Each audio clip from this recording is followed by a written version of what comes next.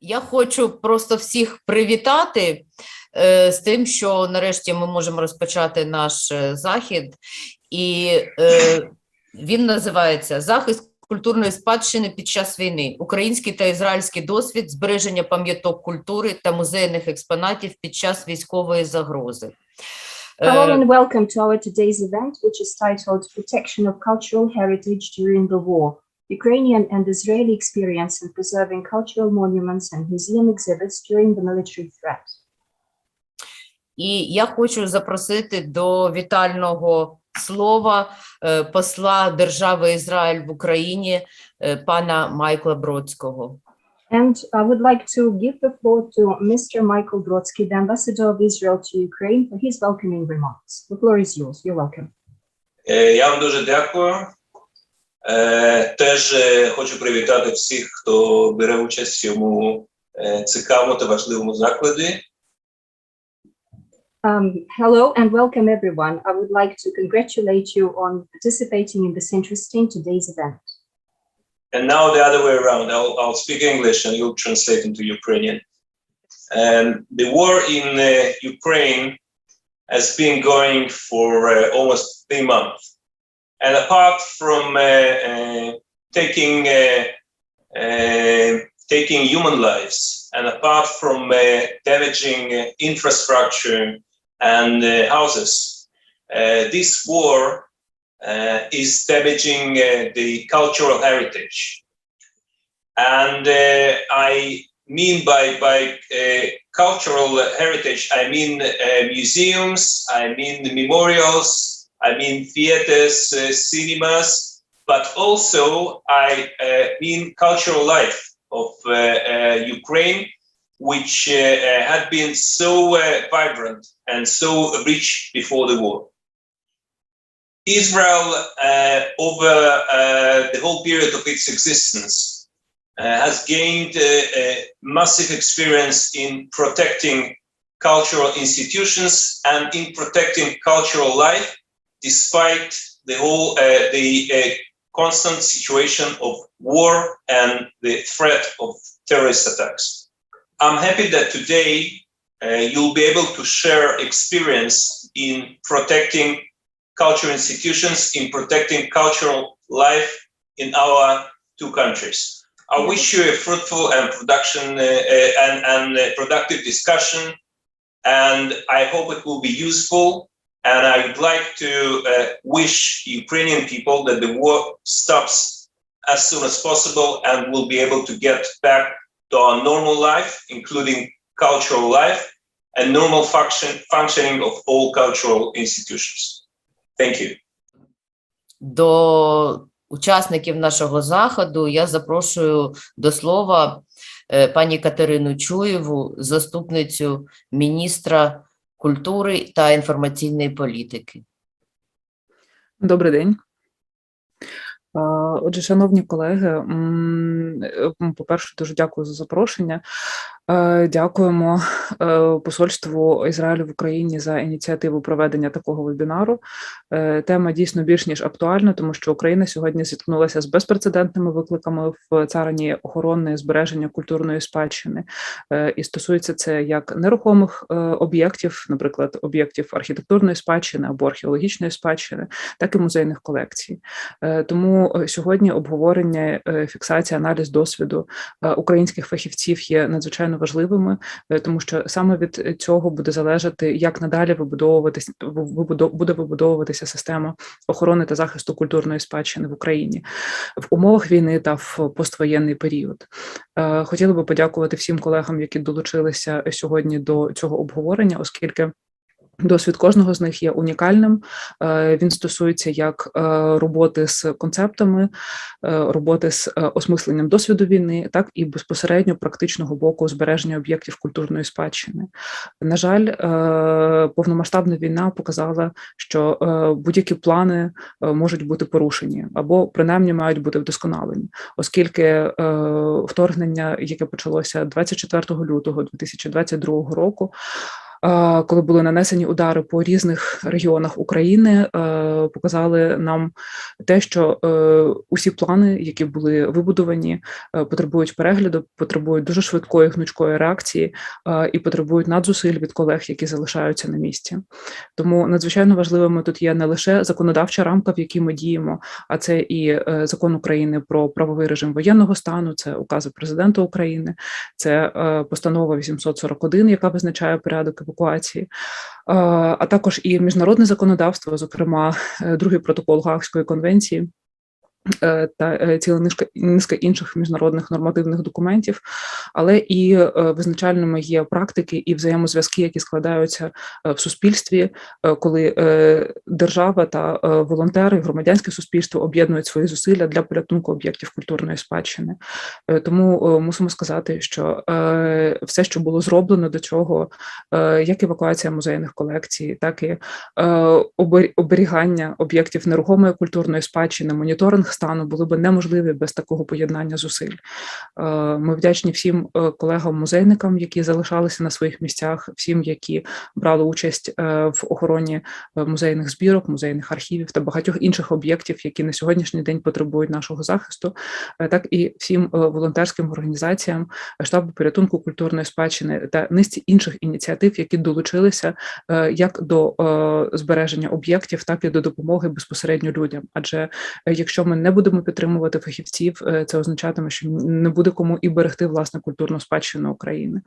Тому ця ситуація, яка зараз склалася, безумовно потребує від нас перебудови системи охорони об'єктів культурної спадщини в Україні, переосмислення методів захисту і, зокрема, евакуації музейних колекцій, методів обліку і багатьох інших речей.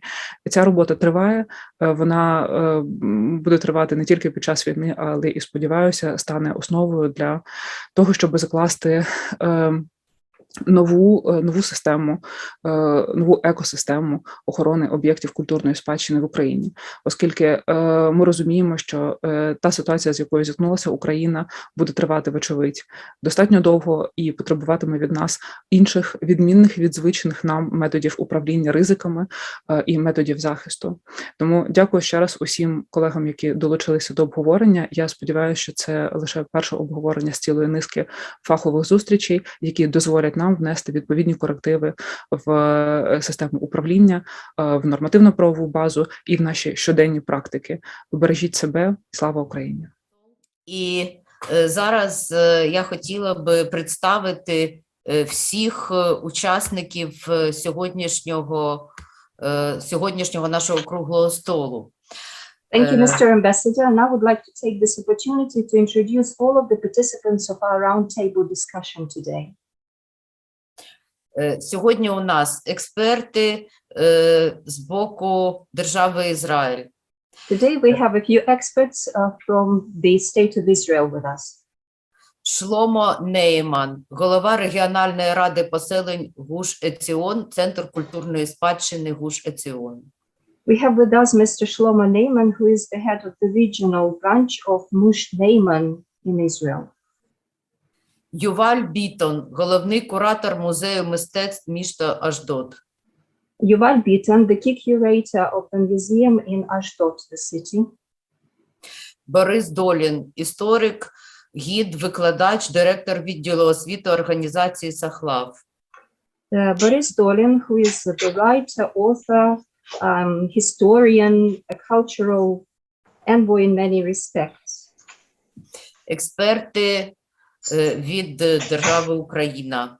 Тарас Возняк. Experts on behalf of the state of Ukraine. Тарас Возняк, генеральний директор Львівської національної галереї мистецтв імені Визницького. Taras Wozniak, who is the general director of the Ukrainian art collection in Lviv, named after Mr. Vizhnitsky. Сергій Лаєвський, директор Чернігівського історичного музею імені Тарнавського. Sergei Laevsky, the CEO of Chernihiv Tarnavsky Art Museum. Людмила Рибченко, заступник генерального директора Національного музею історії України у Другій світовій війні.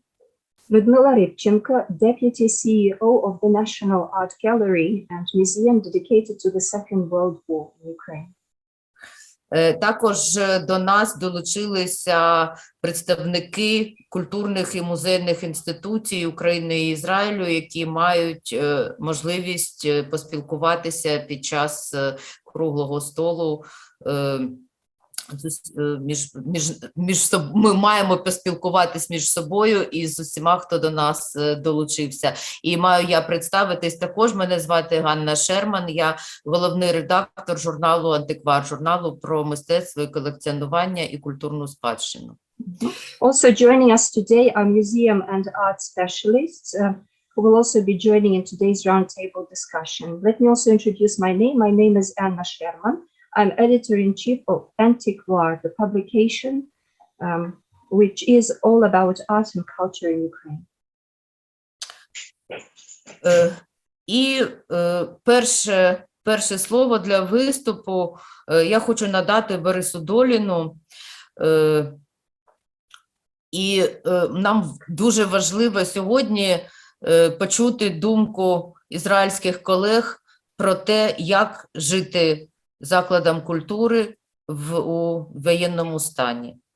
The first opportunity to speak and to present his ideas today is given to Mr. Boris Dolin, because it's extremely important for us in Ukraine to hear about the destiny of cultural institutions in the face of the military threat. The floor is yours. But mind you, I still don't have the interpretation feature, so please make pauses. Добрый день всем. Good afternoon, everyone. Меня зовут Борис Долин. My name is Boris Dolin. И несмотря на то, что я родился в Киеве, это был еще Советский Союз. And although I was born back in the Soviet days in Kiev, И поэтому я говорю по-русски, а украинский начинали учить в школе, а я уже был здесь, в Израиле в то время. I can speak Russian, but I cannot speak Ukrainian because I began to speak Israeli language, began to learn it during my days here in Kiev in the Soviet era. То, чем я занимаюсь в своей жизни, это то, что я называю еврейское образование в пейзаже. What I deal with throughout my whole life is something that I usually refer to as the Israeli landscape, Israeli life against the backdrop of a landscape. И то, о чем я хочу поговорить с вами сегодня, это некий набор идей о том, как мы проводим образование в условиях конфликта или о самом конфликте. And I want to share with you a set of ideas concerning how we engage in our education conditioned by military aggression. И я начну с того, что во многом, говоря о сегодняшнем Израиле, конфликт является частью нашего культурного фона. I'll start by saying that in many ways, a conflict is part of our cultural backdrop. Это не отдельная часть реальности. Вот есть нормальное время, а есть время конфликта. Они вместе. Нормальное время, к сожалению, и есть время конфликта. It's an integral part of our existence. We cannot speak about normal life versus the time of a conflict. No, they interplay together all the time. И наша повседневность, с одной стороны, как будто игнорирует конфликт, и мы создаем культуру, как будто его нет, а с другой стороны, встраиваем конфликт в ту культуру, которую мы создаем. And on the one hand, we tend to live as if ignoring the conflict, while on the other hand, we try to embed, to inset this conflict in our peaceful culture. Если речь идет о рутине, просто обыкновенный израильский день, то конфликт будет где-то на фоне. А если вдруг эскаляция, если очередная война, если все стало громко и сильно, то он будет встроен в ту культуру, которую мы создаем оттуда и дальше. In our everyday mundanity, everyday life, the conflict is somewhere behind, at the backdrop, in the background. Whilst if there is another escalation of a conflict, we immediately focus all our efforts and our attention on that, and we begin to invite it into our everyday life. И это сказано о сегодняшнем Израиле. This is all about the Israel of today. Но Израиль, он не только сегодняшний, он древний. But Israel is not only today, it's an ancient land, an ancient state. И наша традиционная культура во всех ее выражениях, это религия, это литература, это археология, здесь у меня за окном. And our culture embraces religion, history, and architecture, as well as archaeology, which is, by the way, my windows overlook. Потом буду хвастаться. Это не под угрозой от реальности конфликта, это не что-то, что мы должны защищать, можно сказать, что наоборот, наша традиция, прошлая память — это что-то, что защищает нас. And I cannot say that we are supposed to protect and safeguard our religion, culture, architecture, etc. On the contrary, our ancient history serves a wonderful safeguard to protect us. И здесь несколько слов о том, что мы вообще такое, чтобы понять немножко то, как мы помним и как мы видим наше наследие. And let me tell you a few things to explain to you how we remember our past and what we think of it. Есть понятие по-русски, я не знаю, как по-украински, 12 колен Израиля. You may remember from the history about the 12 tribes of Israel, 12 колен Израиля. И вот сейчас в переводе вы услышали. По-русски, и я услышал по-украински тоже, мы говорим слово колено. Но по-английски и на иврите мы говорим слово tribe, шевет, племя. Російською і українською мовою це коліно. When we speak in English, we don't use the word knees as we do in Ukrainian or in Russian. We refer to these notions using the word tribe. И это то, что мы. Еврейский народ, он на самом деле шевет Иуда. Племя Иуда, которое существует на планете Земля уже 3000 лет.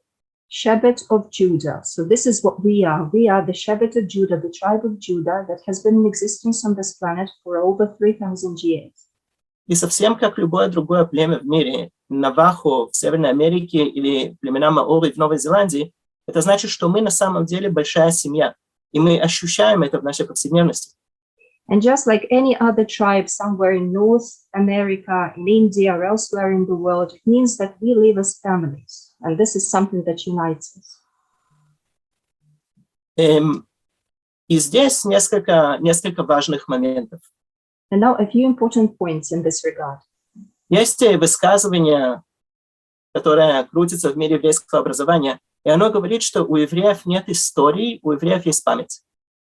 There's an interesting statement in circulation saying that the Jews don't have their history, but they have their own memory.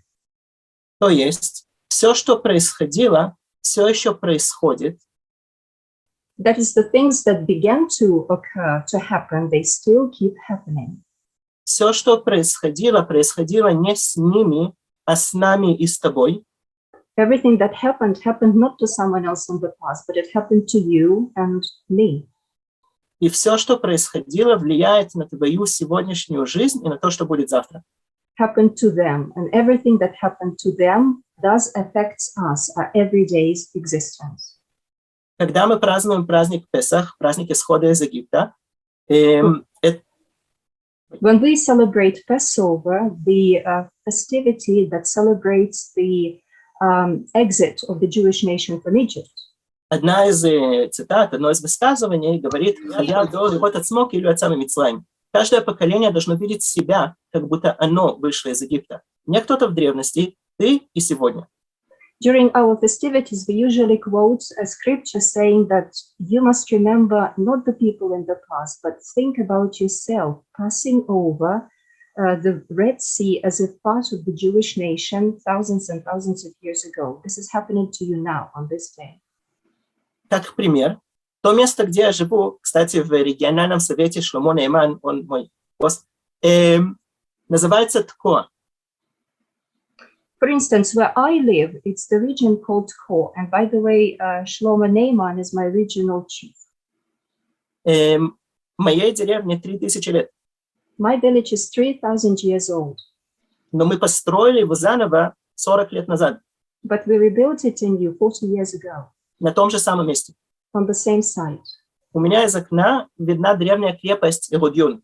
And my windows overlook the ancient fortress in this village, которую построил царь Ирод 2000 лет назад. which was built by King Herod 2000 years ago. И сейчас парадоксальное высказывание: царь Ирод мой царь. And now it's paradoxical to hear that King Herod is my king. Его давно нет. Когда он был, мы ненавидели его лютой ненавистью. Увидите, что я сказал мы.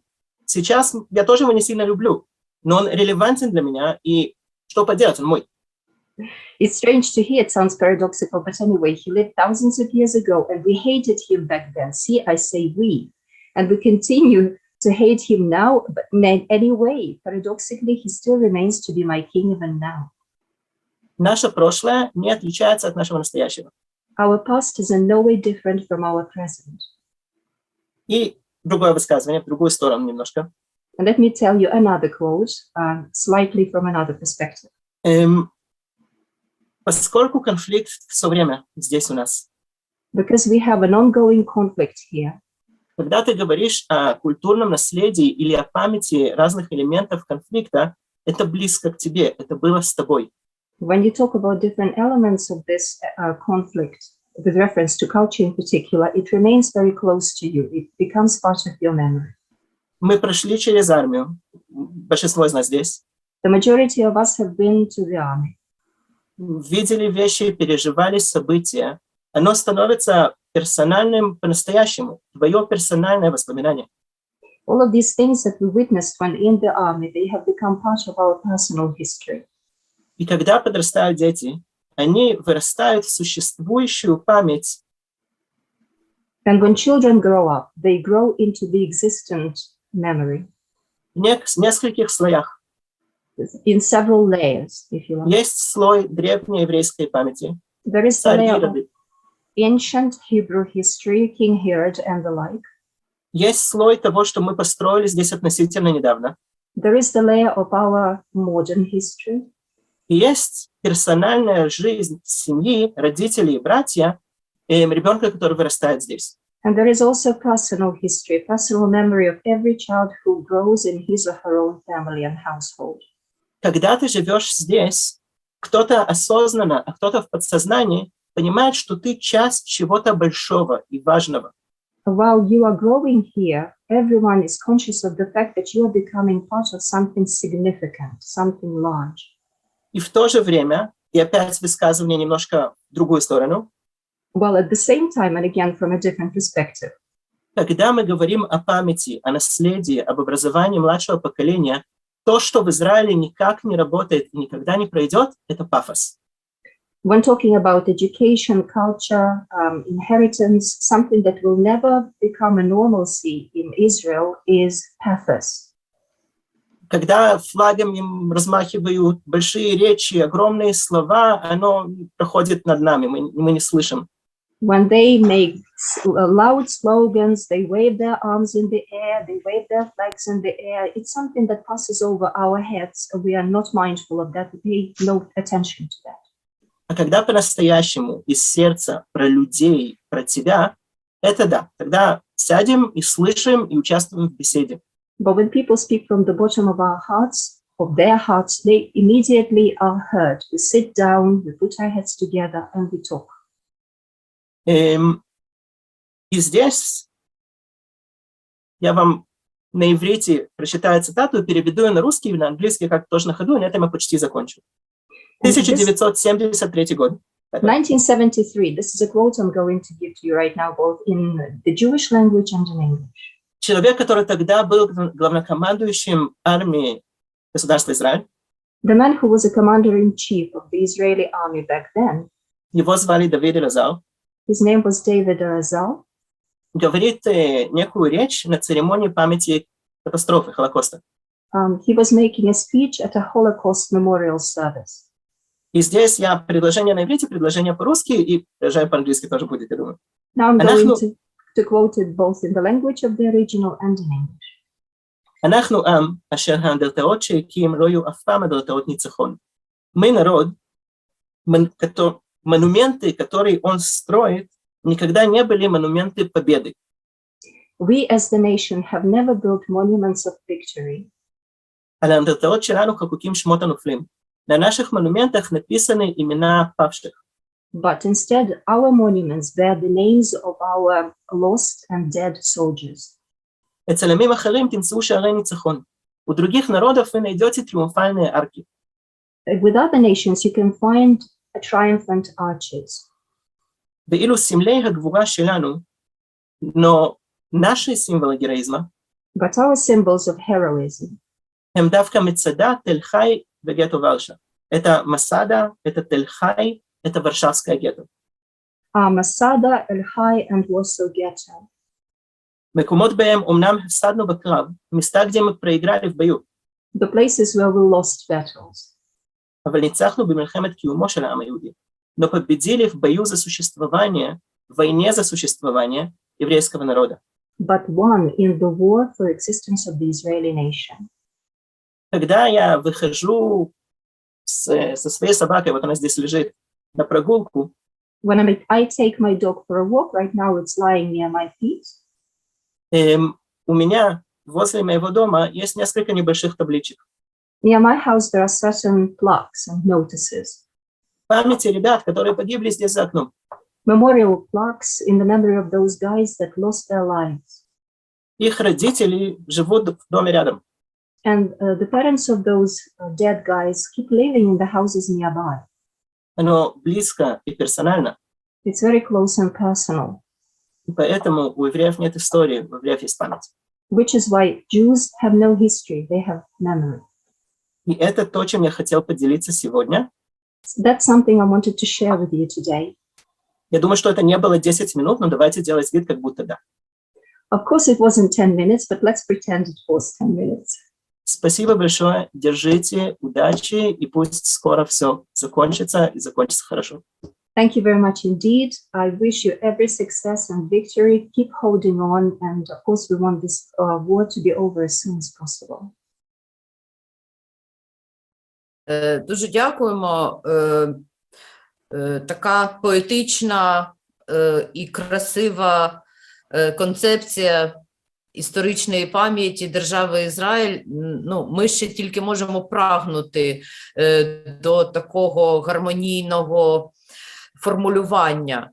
Хоча за своєю сутністю історія України подібна до історії Ізраїлю, і подібність ця і в тому, що наша історія нашого народу налічує тисячоліття, і в тому, що нашій державності лише кілька десятиліть, і в тому, що наразі наша історія проходить випробування нашим сьогоденням, навіть ще не нашою пам'яттю.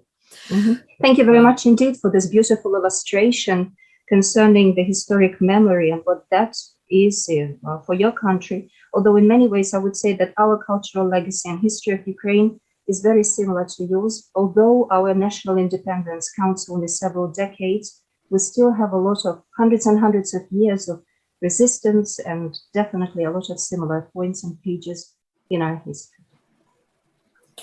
І зараз я хочу надати слово пані Людмилі Рибченко, тому що музейний заклад, який вона представляє, Національний музей історії України у Другій світовій війні, наразі він здобув фантастичний досвід того, як просто сьогодні формується з артефактів нашого трагічного сьогодення, формується, власне, фонд нашої пам'яті. And I would like to give the floor to Людмила Рибальченко, who is Deputy Director of the National Museum of Ukraine in the Second World War, and she will be telling you about how cultural identity of Ukraine is being shaped in the years of war. Шановні друзі, я рада сьогоднішній нашій зустрічі, рада запрошенню, рада можливістю поділитися нашим досвідом, нашим таким екстремальним досвідом, який потребує ще свого відрефлексування. Тому ми вдячні будемо за коментарі колег, які можуть бути після мого повідомлення. Dear friends, thank you very much for participating in today's event. I'm happy to share with you the remarks concerning what Ukraine has gone through, what it is going through, and I will be very happy to welcome any remarks or any queries should they follow my presentation. Я розкажу про той досвід, який проживає наш музей, починаючи від 24 лютого по сьогодні, і про наші проекти, про те, як ми сьогодні працюємо. А зараз я включу демонстрацію екрана. I'll be telling you about the history of our museum, starting with the 24th of February until now. And I would like to turn on my presentation.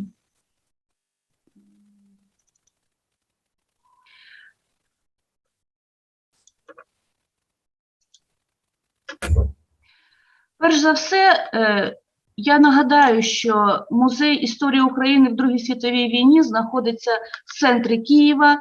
Експозиція розміщена всередині скульптури, яка має назву «Батьківщина мати». Let me start by saying that our museum is found in the heart of the capital of Ukraine. It's called the History of Ukraine Museum during the Second World War, and the whole exhibition is found inside the statue, which is called Mother Motherland. Наша експозиція розповідала про Україну в Другій світовій війні, про український вимір останнього світового зіткнення. All of our exhibitions are about the Ukrainian dimension of the military clash that took place during the Second World War in the world. До 2015 року ми вважали, що ми є музеєм останньої війни на території України, але анексія Криму і агресія на Донбасі все змінили. Before 2015, we believed that we were the museum of the last war of Ukraine in warring conflicts, but the events of the annexation of Crimea and the separatism in Donbass changed everything. Починаючи з 2015 року, ми розповідаємо про війну на сході України, реалізували 11 проєктів виставкових під єдиною назвою «Український схід». Since 2015, we have been exhibiting several projects, 15 projects, in all dedicated to the east of Ukraine after 2015. Тобто ми вже 8 років розповідаємо про цю війну. That is to say that for 8 years now we have been telling and sharing about this war. Це були експозиції і про Донецький аеропорт, Іловайськ, це були експозиції про волонтерів, про біженців, про в'язнів Кремля. These were projects dedicated to Donetsk airport, Ilovaisk, to refugees, to the prisoners of the Kremlin. І ця експозиція розміщена при вході в музей, тобто кожен, хто відвідував музей, дізнавався про війну, яка тривала. This exhibition is right at the entry into the museum. That is, every museum visitor was immediately informed about what was going on in the east of Ukraine. Тому, коли сьогодні лунає питання, чи передбачали ви, що буде війна, можемо відповісти, що так, ми передбачали, що буде війна і що агресором буде Росія, знали напевно. So now when we are repeatedly asked the same question, could you predict, could you see beforehand that you would be again involved in a military operation and military campaigns? We say right from the very beginning, yes, we knew that, and we knew that the Russian Federation would be this aggressor. Але сподівалися, що демонстрація єдності суспільства, підтримки уряду, президента зможуть зупинити зухвалого сусіда. But somehow we were still hopeful that all of the efforts of our government and the general public united somehow could restrict and contain the aggressor from going into the public open warfare. Фото, яке перед вами, це крайнє фото, де весь наш колектив разом. Зроблено фото 16 лютого, в День національної єдності. This is the last picture in which you can see all of the people, all of the staff of our museum gathered together. It was taken on February 16th, the Day of National Unity. Ми тримаємо прапор, співаємо гімн і знаходимося в передчутті якоїсь страшної біди. We were holding the flag of Ukraine, singing the national anthem of Ukraine, and still somehow we were already feeling that something dreadful was going to come. Вже тоді поставало питання згортання окремих експозицій, рятування фондів. Ми до цього готувалися, але робили це всередині колективу. We were already preparing ourselves for closing some exhibitions and the necessity to rescue different exhibits. But this was just internal talks. Коли я дивлюсь на це фото, я пригадую, яка б увага величезна всіх засобів масової інформації була прикута в цей час до музею. Оскільки на території нашого музею є один із найбільших флагштоків, на якому знаходиться головний прапор країни. І коли ми змушені були через вітер приспустити цей прапор, то одразу була хвиля дзвінків з питаннями, що сталося в Україні, що відбувається, чому приспущений прапор. I remember back to this day very fondly because the territory of our museum hosts and houses the tallest mast or the largest flag of Ukraine in the whole country.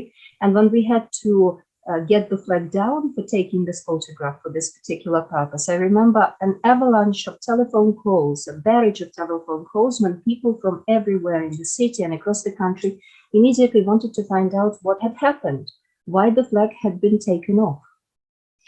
Тому ми зрозуміли, що ми не можемо жодним чином призупиняти роботу окремих експозицій, і до останнього, до вторгнення, музей працював в робочому режимі.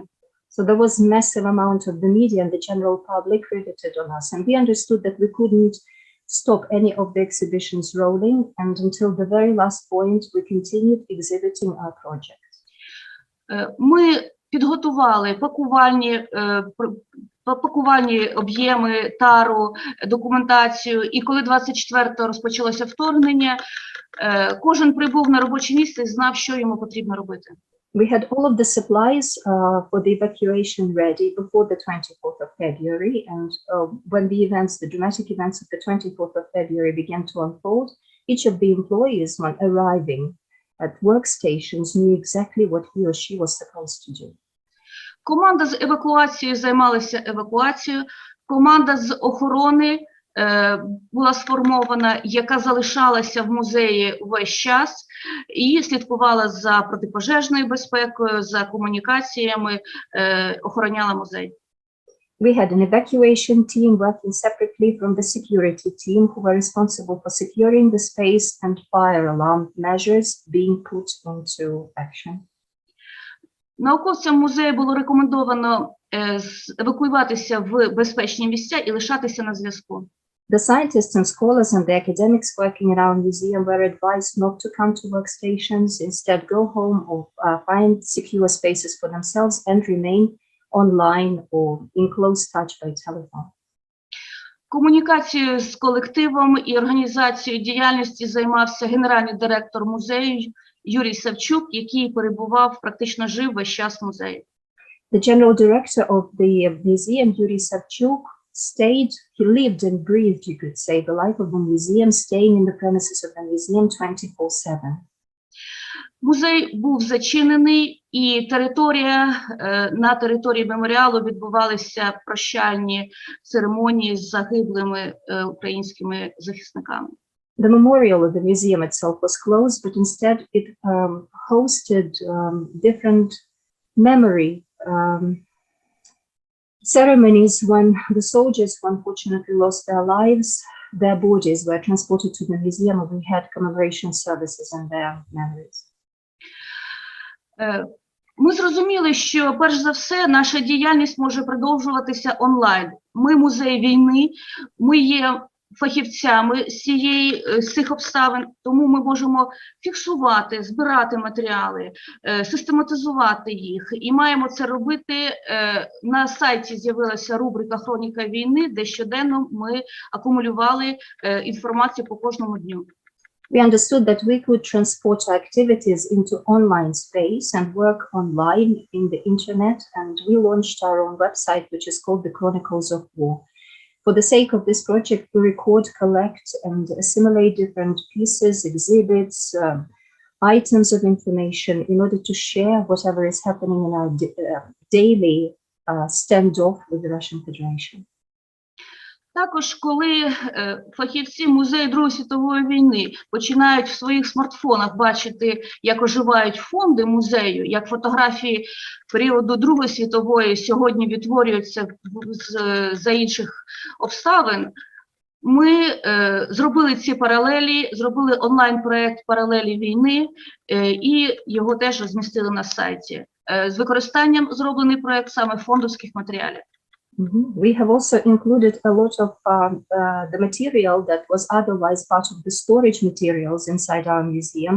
A lot of experts have provided us help in order to create this exhibition which is called Parallels of War, where we take the photographs and the snapshots of the Second World War and we put them alongside the snapshots of the war which is right now running in Ukraine, and it echoes and resonates in a new way.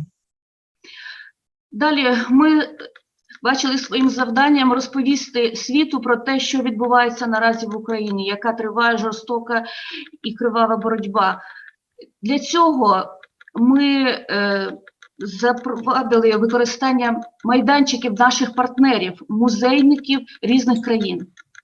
We also wanted to share whatever is unfolding right now in Ukraine as bloodshed of resistance with other countries, and for that we have involved different facilities which other museums in the world have kindly provided us with.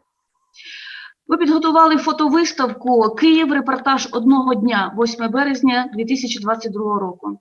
We have prepared a project which is called Kiev, the 8th of March, One Day Project. Це 44 фотографії, які зроблені в один день в Києві, в різних місцях. Вони показують, як наскільки швидко на 13-й день війни війна повністю охопила столицю України, поглинула її. This exhibition depicts 44 photographs taken in different parts of the capital of our city. This was the 13th day of the military resistance of our nation, and it was meant to demonstrate how quickly war engulfed the whole of our capital. Ця виставка експонувалася у Франції, у Німеччині, Чорногорії, Польщі, Кореї і також в різних варіаціях продовжує далі існувати в мережі. This exhibition has already been to France, Germany, Montenegro, Korea, and it keeps traveling from one country to another. Після визволення території Київської області наприкінці березня співробітники музею одразу взялися до комплектування фондів. Розпочалися польові експедиції. Immediately after Kiev and the territory around Kiev was liberated from the Russian aggression in late March, we immediately started collecting materials for another exhibition. На чолі з директором музею Юрієм Савчуком наші чоловіки відвідали щойно звільнений Ірпінь, Бучу, Бородянку, Гостомель і скомплектували понад 2000 артефактів цієї війни. The general director of our museum headed the collection of the experts, and they went to Irpin, Bucha, Borodyanka, and a number of other small towns in the vicinity of Kiev in order to start collecting the artifacts for this project. Це були надзвичайно складні 12 днів роботи в полі, і фізично, і морально складних. These were extremely devastating, exhausting 12 days of work in the fields. В окремих місцях науковці музею були чи не першими, кого мешканці цих населених пунктів побачили після тимчасової окупації. Sometimes our fellow associates were the first people to come and visit those Ukrainian residents in the wake of the liberation of Kiev's region from the Russian aggressors. З використанням нових артефактів 8 травня була відкрита музейна виставка у виставкових залах, яка має назву «Україна розп'яття». And on the 8th of March, we unveiled a new exposition which is called Ukraine Crucifix. Це розповідь про війну, яка триває за допомогою художніх образів і артефактів. Here we use a lot of artifacts and artistic imagery to show the crucifixion of Ukraine. У животворний хрест, на якому був розіп'ятий Ісус, перетворилася українська земля. Because we believe that in many ways the Ukrainian land is now repeating the cross upon which Christ Jesus was crucified. Цвіхами і списом, що пронизують Україну та тіла українців, стали ракети, авіабомби, снаряди, кулі. Missiles, bullets, shells, all of them have become sort of like the nails with which the body of Christ Jesus was nailed to the cross. Чаша Грааля переповнена кров'ю вбитих українських воїнів та мирних жителів. The cup of the grail of the blood of Christ Jesus already brims with the blood of the Ukrainian protectors. Ця виставка – це спроба осягнути трагедію війни і лишитися людиною, не дати темряві війни перемогти майбутнє життя, світло цього майбутнього життя. І частина цієї виставки – це підтверджує, це відтворене укриття з міста Гостомель. A lot of the exhibits and parts of this exhibition are meant to call upon you and to yank you out of the dark into the light, to make sure that darkness is prevented and light will prevail, as you can see it from some of these artifacts. This is one of the air raid shelters that we tried to restore in the walls of our museum. Упродовж 2 місяців мешканці цього міста переховувались в укритті, допомагали один одному.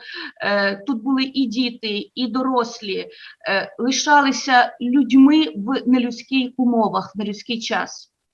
For 2 months, both adults and children hid away from heavy shelling in these kinds of air raid shelters, trying to remain people, trying to preserve their human dignity. В ході комплектування, в ході польових експедицій був створений величезний банк фотодокументів, понад 300 світлин.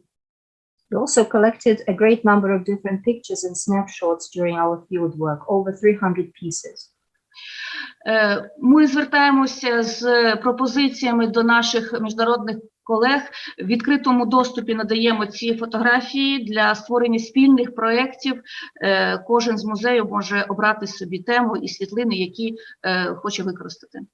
When we collaborate with our international partners, we provide for them the free choice for them to choose out of these more than 300 pictures, for them to selectively decide which of the pictures will best demonstrate the topic of their exhibitions.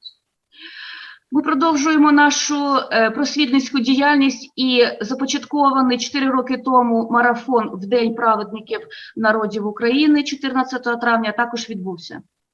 We also continue our tradition of the Day of the Righteous that we instigated 4 years ago, and this year this event was organized and took place again. Ми присвятили його Борису Романченку і Ванді Об'єдковій, людям, які пережили нацистські табори і Голокост, і були вбиті рашистами. We dedicated them in the memory of Boris Romanchenko and Ivan Vedyakovich, the people who went through the concentration camps' atrocious history during the days of the Second World War. They were rescued and they survived until the aggression of the Russian Federation, which unfortunately killed them. Серед спікерів цього марафону був один з кураторів його, який зараз перебуває у війську, і він розповідав, настільки тема праведників народів світу сьогодні є актуальною, і як вона бачиться з окопів сучасної війни.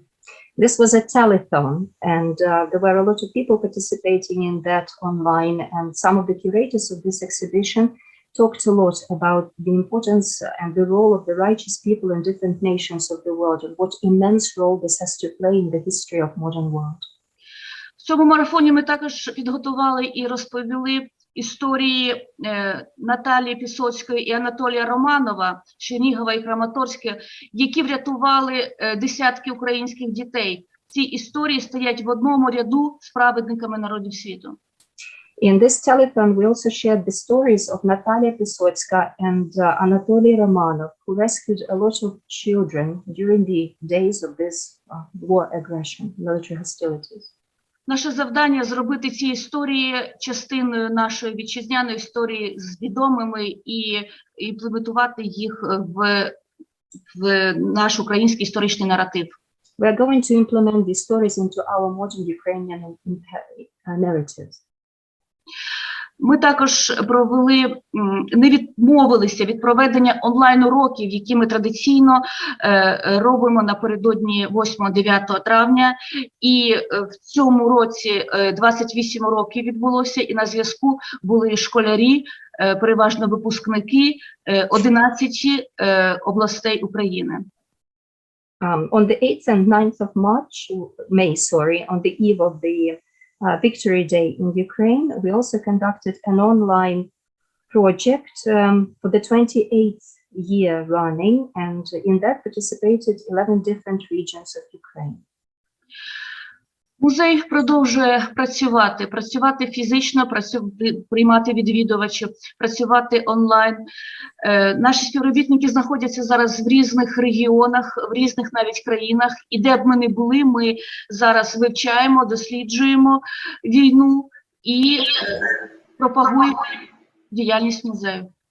Our museum keeps working both physically and online. We have a lot of our experts working in various regions of Ukraine affected by war. We keep studying this historic legacy, thinking that it will become an integral part of our general exhibition. Зараз ми звертаємося до музейної спільноти з пропозиціями пошуку фінансування для нової експозиції, яка потрібна буде незабаром після перемоги, і ми готові в нашому музеї провести цю експозицію, розповісти про сучасну війну. Now we are reaching out to the international museum community with the request to help us financially. After the end of this military campaign, we hope that our museum will be able to create a new collection and will be able to present it to the notice and attention of all of the visitors of our museum. But of course, it takes funding. Також ми шукаємо можливості провести стажування для наших співробітників, щоб в найкращих музеях світу, для того, щоб ми були готові до нових викликів, які постають перед нами. We're also thinking of possible internships in different world museums so that our associates are prepared for the greatest challenges that will take in order to prepare the new exhibitions and projects. Тому дякую колегам за участь в цій зустрічі. Буду дякувати за коментарі, побажання. Попередній досвід ізраїльський теж дуже важливий для нас. І якщо будуть пропозиції до співпраці, ми завжди відкриті до співпраці. Дякую. Thank you very much for your kind invitation to participate in today's event. And I'm ready to answer any questions or any comments that you think are necessary in connection with what I have just shared with you. And we also thank very much Israeli partners for the experience that they are sharing with us today. Дякую, пані Людмила, за таку ґрунтовну розповідь. І насправді це дійсно унікальний досвід. Я була присутня на цій експозиції, і є речі, які просто шокують і вражають. We're also open to any form of cooperation. Yes, thank you very much, Ludmila, for your story, which has been so thorough and so detailed. I was at this exposition. I saw the exhibits during this exhibition, so I am a witness and I can testify to every word that Ludmila has just told you. І зараз я хочу надати слово для продовження нашого круглого столу. Хочу надати слово Шломо Найман, голова регіональної ради поселень Гуш-Еціон, Центр культурної спадщини Гуш-Еціон. Now, I would like to give the floor to Mr. Shlomo Neyman, the head of a local regional community, Gush-Ezion. You're welcome. Добрый день, дорогие друзья, коллеги. Я, так же как Борис, уроженец Советского Союза и приехал в Израиль еще из Советского Союза в 90-м году. Мои семьи, да, все мои предки, они из Украины и приехали в начале, сразу же после Отечественной войны, они приехали в Россию, и таким образом я уже репатрировался оттуда. Но при этом, конечно, для меня Киев, он навсегда останется местом, в котором я работал, преподавал и дружил с людьми, любил людей, люблю людей, связан с людьми. И для меня само приглашение на встречу с вами, на эту конференцию, но большой почет, и я, можно сказать, что я этим растроган, тут же согласился, да, только молился, чтобы график позволил это сделать.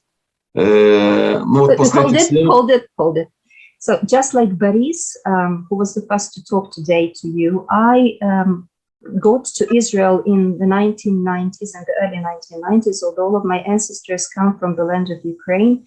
During the wartime, during the Second World War, my family relocated to the Russian Federation, present Russia, and just so happened that in 1990, all of my family emigrated to the then Israel. But I used to work, study, I lived in Kiev. I have a lot of different fond memories and nice friends, and it was a great honor for me when I was invited to participate in today's event. And I was deeply moved and touched. I was just praying to make sure that today's event would happen and it wouldn't interfere with my busy schedule. С вашего позволения я перейду сразу к нашему мемориальному центру, к нашему музею, который расположен на самом деле на самом месте боев. I would like to start immediately by telling you about our memorial center, the museum, which is right in the very heart of the military actions raging, but used to rage in our settlement. Сам музей это постановка, она вот такая кинопостановка, которая сделана абсолютно современными методами по последнему букве и моды, и техники. С одной стороны, с другой стороны, он располагается прямо, музей сам стоит над бункером, в котором погибли защитники Гуш-Эциона в 1948 году, и музей является, так как он является историческим памятником вот, на самом историческом месте, с одной стороны, а с другой стороны, это, конечно, все современные средства и технологии, которые воплощены в нем. In the first place, our museum is a state-of-the-art installation, and secondly, it stands above the bunker, which served the fortress and protection for the last protectors of this settlement, Gush Etzion, who laid their lives for the liberation of our country back in 1947. So it's, as I said, the unification of technology with history. Я не стану вам рассказывать о содержании музея, я лучше вас приглашу и с удовольствием мы воспримем, все покажем на месте. Я очень надеюсь, что у всех будет такая возможность, но при этом я очень хотел бы поделиться с вами дилеммами, которые стоят перед нами, стояли при создании музея и стоят сегодня. Instead of telling you about the content of our exhibition, I am welcoming all of you to come to our museum center, and I hope that all of you will have this opportunity to come and see it all with your own eyes. But instead, now I would like us to talk about the dilemmas that we as the creators of this installation are faced with. Начнем с вещей бесспорных. Да? Во-первых, наш музей расположен на месте. Место играет свою роль, и я думаю, каждый из нас должен это понимать. То, что создано на месте событий и является местом событий, оно всегда работает на аудиторию, и оно воплощает, и оно вдохновляет намного больше, чем рассказ о. In the first place, as I told you, we live and reside near this protection stronghold. So the site itself is the place of actual events. And it's much more important than just making an installation somewhere off the actual historic site and just telling about the chain of events. It's much more convincing when people come and see the reality of history with their own eyes and it becomes tangible for them. Вторая важнейшая вещь – это то, что сама постановка, несмотря на то, что она художественная, в ней задействована современная пиротехника, и артисты и так далее, мы использовали в постановке ветеранов, то есть тех самых людей, которые являются героями событий, которые своими голосами и своими лицами озвучивают в разных частях постановки, озвучивают то, что происходило, то, что они переживали. Их голоса, их лица, письма их родителей, оригинальные подлинники этих писем, все это показано, и оно является частью вот этой художественной постановки. Secondly, part of this artistic installation is also the theatrical element, because we have the actual people involved reinstatement of the events that took place in 1947 in this settlement, and different actors who are invited to participate in this reenactment use their voices. We can see the faces, we can hear the quotes from the letters. So it deeply resonates with the people who can hear it and who can testify to the authenticity of everything described. И, наконец, история событий, она освещена так как она была. Мы постоянно ищем новую информацию, еще живы свидетели. Уже не все, к сожалению, свидетели живы, но это тоже важнейшая вещь для аудитории, которая приезжает, которая приходит и смотрит, и на которую мы хотим повлиять.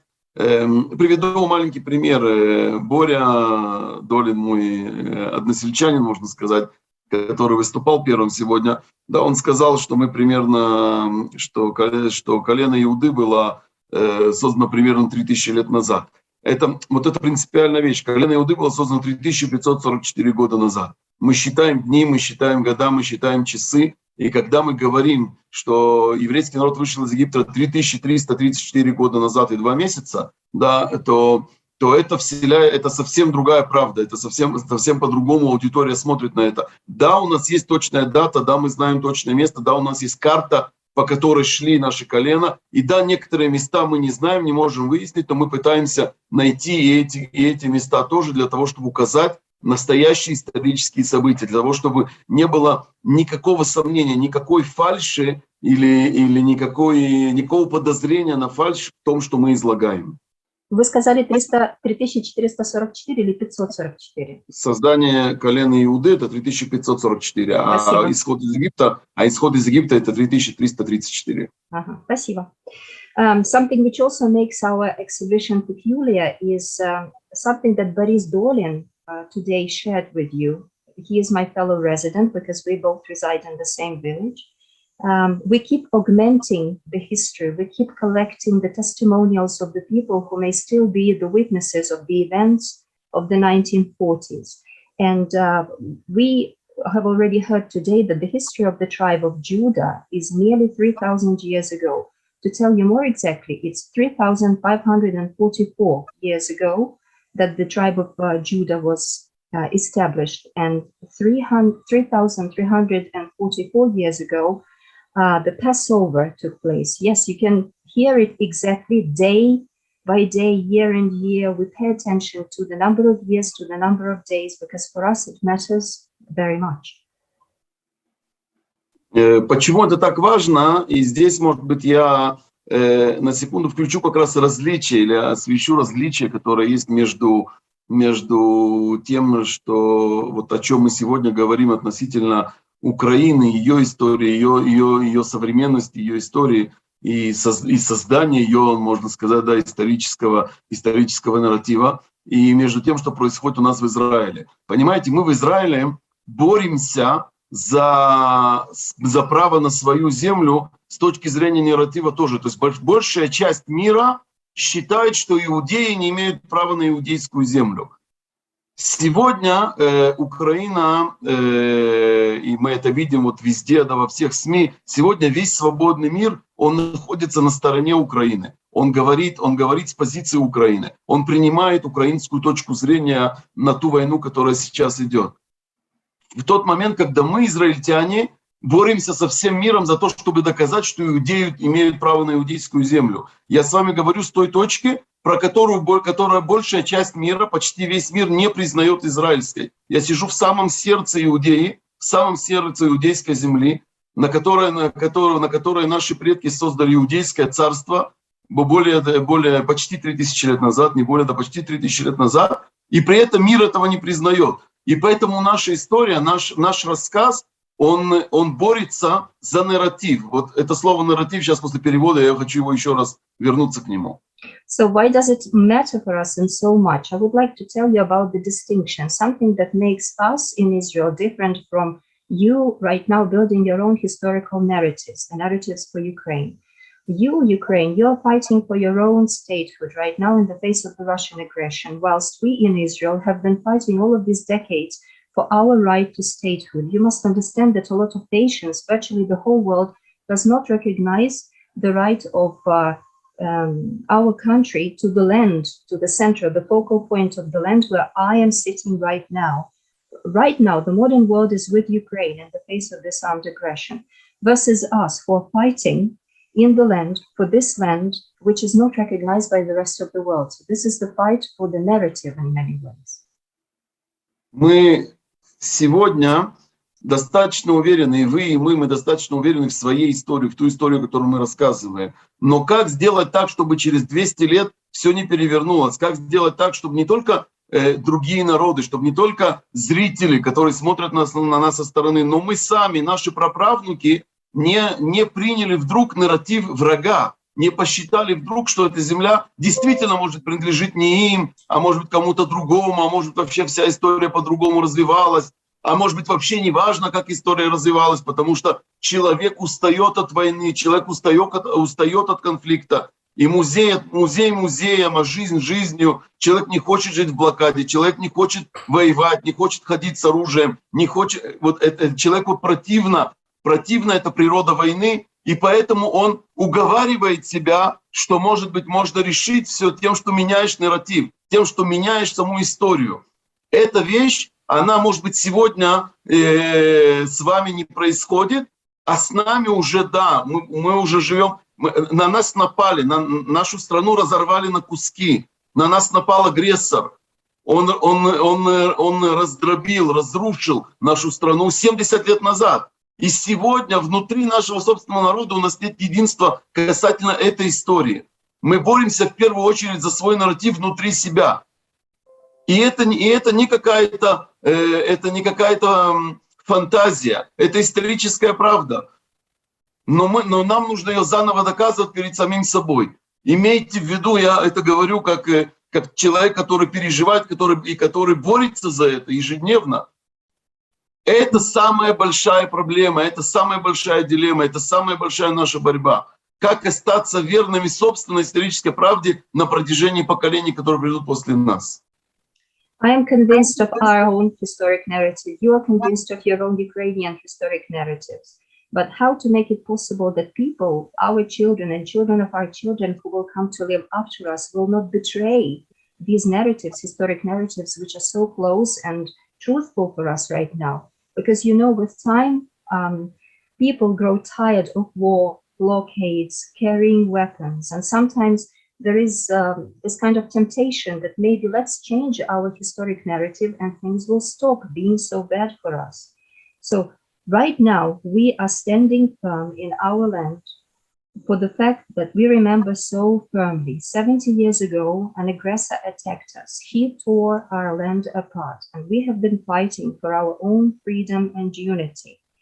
And you know your own historic narrative. You know what's happening to you right now, but it's a historic truth, believe me. Years may go past, and somebody will come and begin to feed your people with another kind of truth. So the most important message is to remain truthful and faithful to your own historic narrative. Один из принципиальных вопросов, которые мы постоянно задаемся и задавались при том, что сейчас делали заново нашу постановку и обновляли весь музей, это какой образ наиболее передает вот это сохранение этой исторической правды. Образ жертвы или образ героя. Оба этих образа присутствуют. Наши ребята воевали здесь с героизмом. Бой за Гуш-Цион в войну за независимость, он был самым кровопролитным боем в истории всех войн Израиля, всех боев армии обороны Израиля.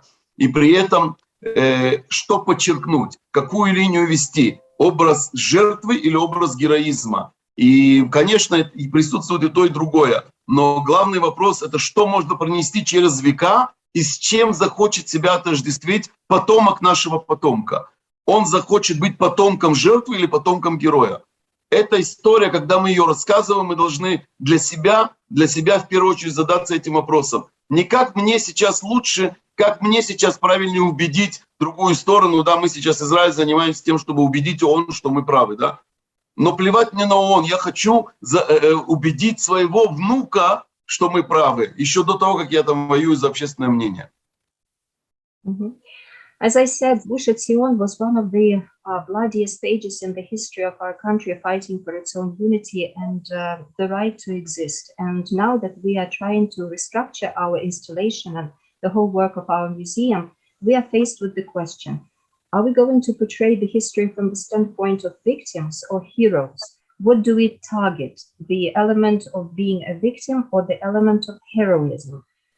This is something that we will be carrying through ages, and I don't care concerning what is going on with reference to the United Nations, when we are trying to convince the whole world that our part of the narrative is right and the rest of the world is wrong. But that is not so important for me as is being able to convince our own children and children of our own children that we did everything for the sake of our own land and for their future.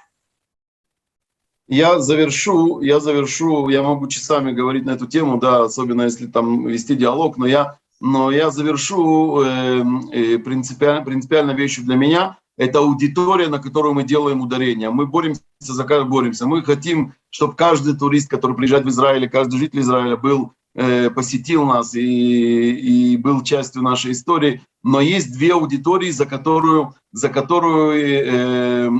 мы боремся. Да? Это первая аудитория, это старшеклассники, это учащиеся наших школ в нашем регионе. Я делаю все, чтобы не было ни одного школьника, который бы не посетил наш мемориал и не написал бы про него какой-то реферат, какую-то работу и так далее. Вот первое, это каждый школьник, что посетил наш мемориал, а второе, это каждый солдат, который служит в регионе. Опять же, я ставлю две цели. Солдат, который сегодня идет на бой, должен знать, что он идет на бой не только за сегодня, за своих братьев и сестер, за своих родителей, которые остались дома, а идет на бой за ту историческую правду, которая здесь была, произошла. Поэтому нам важно, чтобы каждый солдат посетил мемориал, а ребенок, старшеклассник, да, опять же, это для то, что мы показываем, это для старшего возраста, а каждый старшеклассник для того, чтобы нес это дальше и мог передавать то, что он увидит. И вот эти две аудитории, мы готовы на субсидии, мы готовы на все. Понятно, что это все стоит денег. Мы как муниципалитет, и наш музей, он создан совместно организацией ветеранов и муниципалитетом. Мы готовы датировать и вкладывать любые средства в то, чтобы каждый солдат, действующий солдат, который служит сейчас, и каждый ребенок, который сейчас учится в наших школах, посетил этот музей. И для меня это то, что отвечает на те задачи, которые поставил. Let me also tell you about the audience that we target.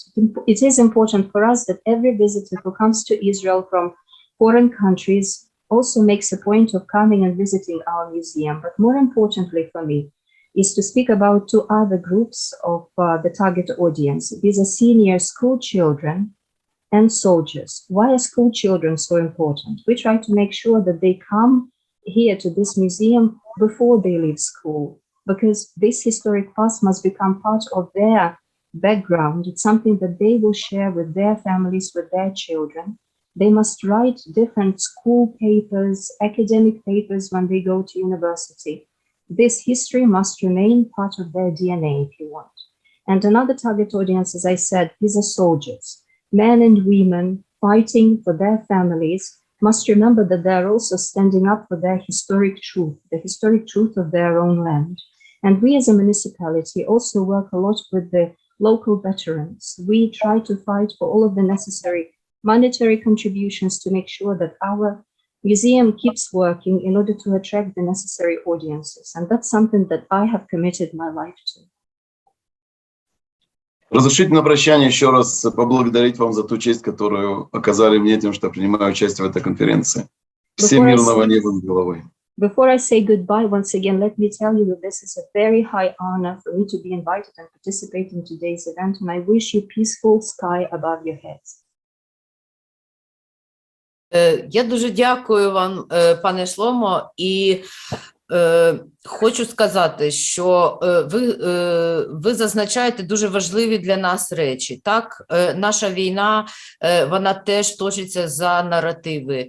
і наше поле битви це також і наша територія, і територія душі і розуму наших співгромадян в тому числі. Thank you very much for your valuable contribution that you have made to our today's event. What you have said remains very true for us because we are also fighting for our own narratives as well as for the integrity of our own land and thus for the soul of every Ukrainian citizen. Thank you again. Дякую вам. Друзі, я хочу попередити, що в нас обмежений час нашої конференції. Зараз організатори спробують, можливо, подовжити цей час, тому що в нас є проблеми через те, що послідовний переклад, то, звичайно, ми не вкладаємося в регламент. Unfortunately, we don't have synchronized interpretation feature working for us today. Therefore, it's taking twice the amount of time. Now the organizers are trying to do something in order to extend the time of our event, but we need to be prepared for any kinds of interruptions. І зараз я хочу надати слово пану Тарасу Возняку, директору Львівської картинної галереї. І, пане Тарасе, Львів став територією, куди під час вторгнення фактично перемістився такий весь все культурне середовище країни зосередилося у Львові. І я знаю, що багато хто знайшов і прихисток, і серед діячів культурних, і думаю, що і серед культурних цінностей, хоча про це ми не говоримо, так би мовити, вголос на широку аудиторію. І вам слово, розкажіть, як ви живете весь цей час. Now the floor goes to Mr. Taras Wozniak, who is the director of the Lviv Picture Art Gallery. During the events of the war taking place in Ukraine, Lviv has become the heart of the cultural community. A lot of artists have moved to Lviv and found shelter. And it's not only the artists themselves, but also the artistic values that have found shelter in the city of Lviv. So can you please tell us about what's going on in your life today? Ну, якщо одним словом сказати, як ми живемо, то відповідь буде дуже проста. Чудесно. А у перекладі на одеську мову не дождетесь. If I summarize it in just one word, the way that we live and live today, I can say life is wonderful. Just as people in Odessa say, you will never expect us to die. We will never die. Ви знаєте, я часто беру участь в таких розмовах, таких зумах з нашими колегами з Венеції, з Парижа, директори музеїв, великі мистецькі бонзи. Але дякую вам за цю розмову, яка є радикально інакшою.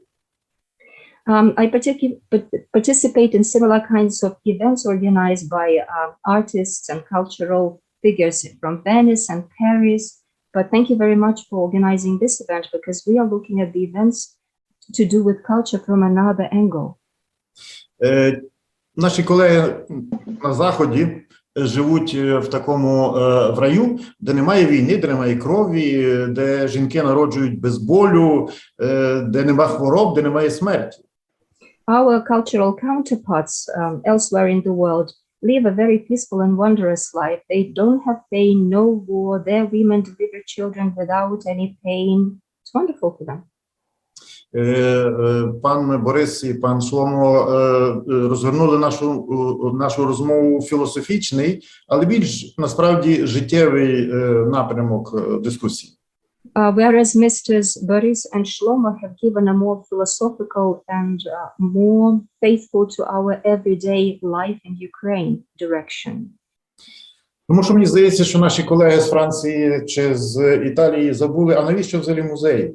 Навіщо взагалі мистецтво? Because in many ways our counterparts from Venice or Paris have forgotten why museums exist, why art is important. Вся розмова з ними зараз зводиться до того, що як дотриматися температурно-вологісного режиму, як уберегтися від фізичного пошкодження артефактів, чи як уберегтися від жучка. Because all of their conversations boil down to the same thing, making sure that artifacts and exhibits are not damaged, that you can preserve the necessary temperature, and there are no bugs that can destroy artifacts or cultural values.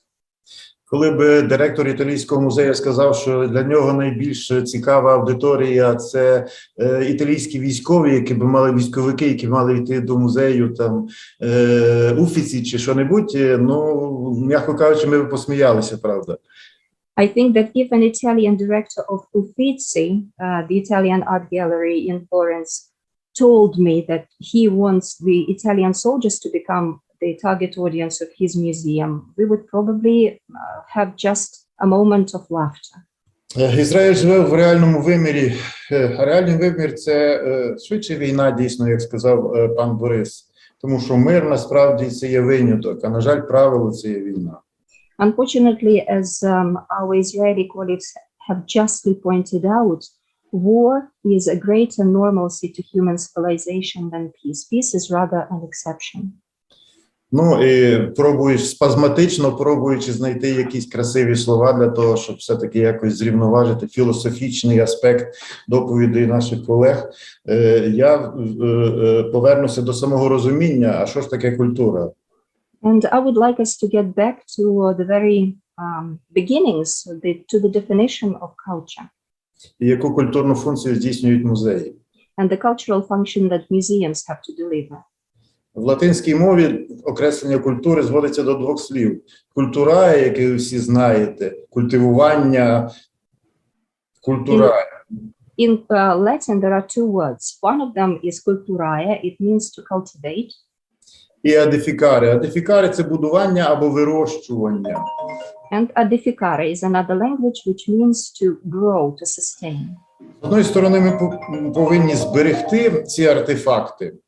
On the one hand, we need to preserve these artifacts from destruction. А з другої сторони, не зупинити, не законсервувати культурний процес. And on the other hand, we must make sure that the cultural process keeps living and breathing, Навіть в ситуації війни. even in the situation of war. І це, як колеги із того музею в центрі Юдеї здійснюють цей культурний процес, це ті, які гідне захвату. And something that our counterparts from Judea have just shared with us is really inspirational. It's awesome. Цей самий виклик зараз стоїть перед нами. It's the same challenge that we are faced with. Так, звичайно, я довго можу говорити про те, як ми ховали, як ми переміщали в запасники, але не тільки в запасники, а просто і навіть приспособлені приміщення ці наші артефакти, але це і одна сторона справи. I can talk a lot and ramble a lot about how we tried to hide our artifacts, find proper storage facilities for that, but it's just one side to the story.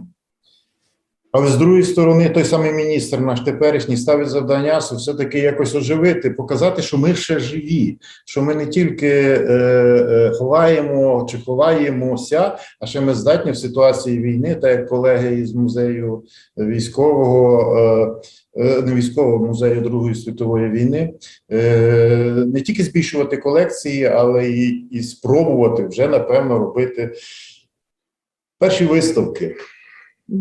And our current Minister of Culture places very big emphasis on not only making sure that we remain alive as museums, but also that even in hiding, we continue to grow our collections and thus even continue making new exhibitions.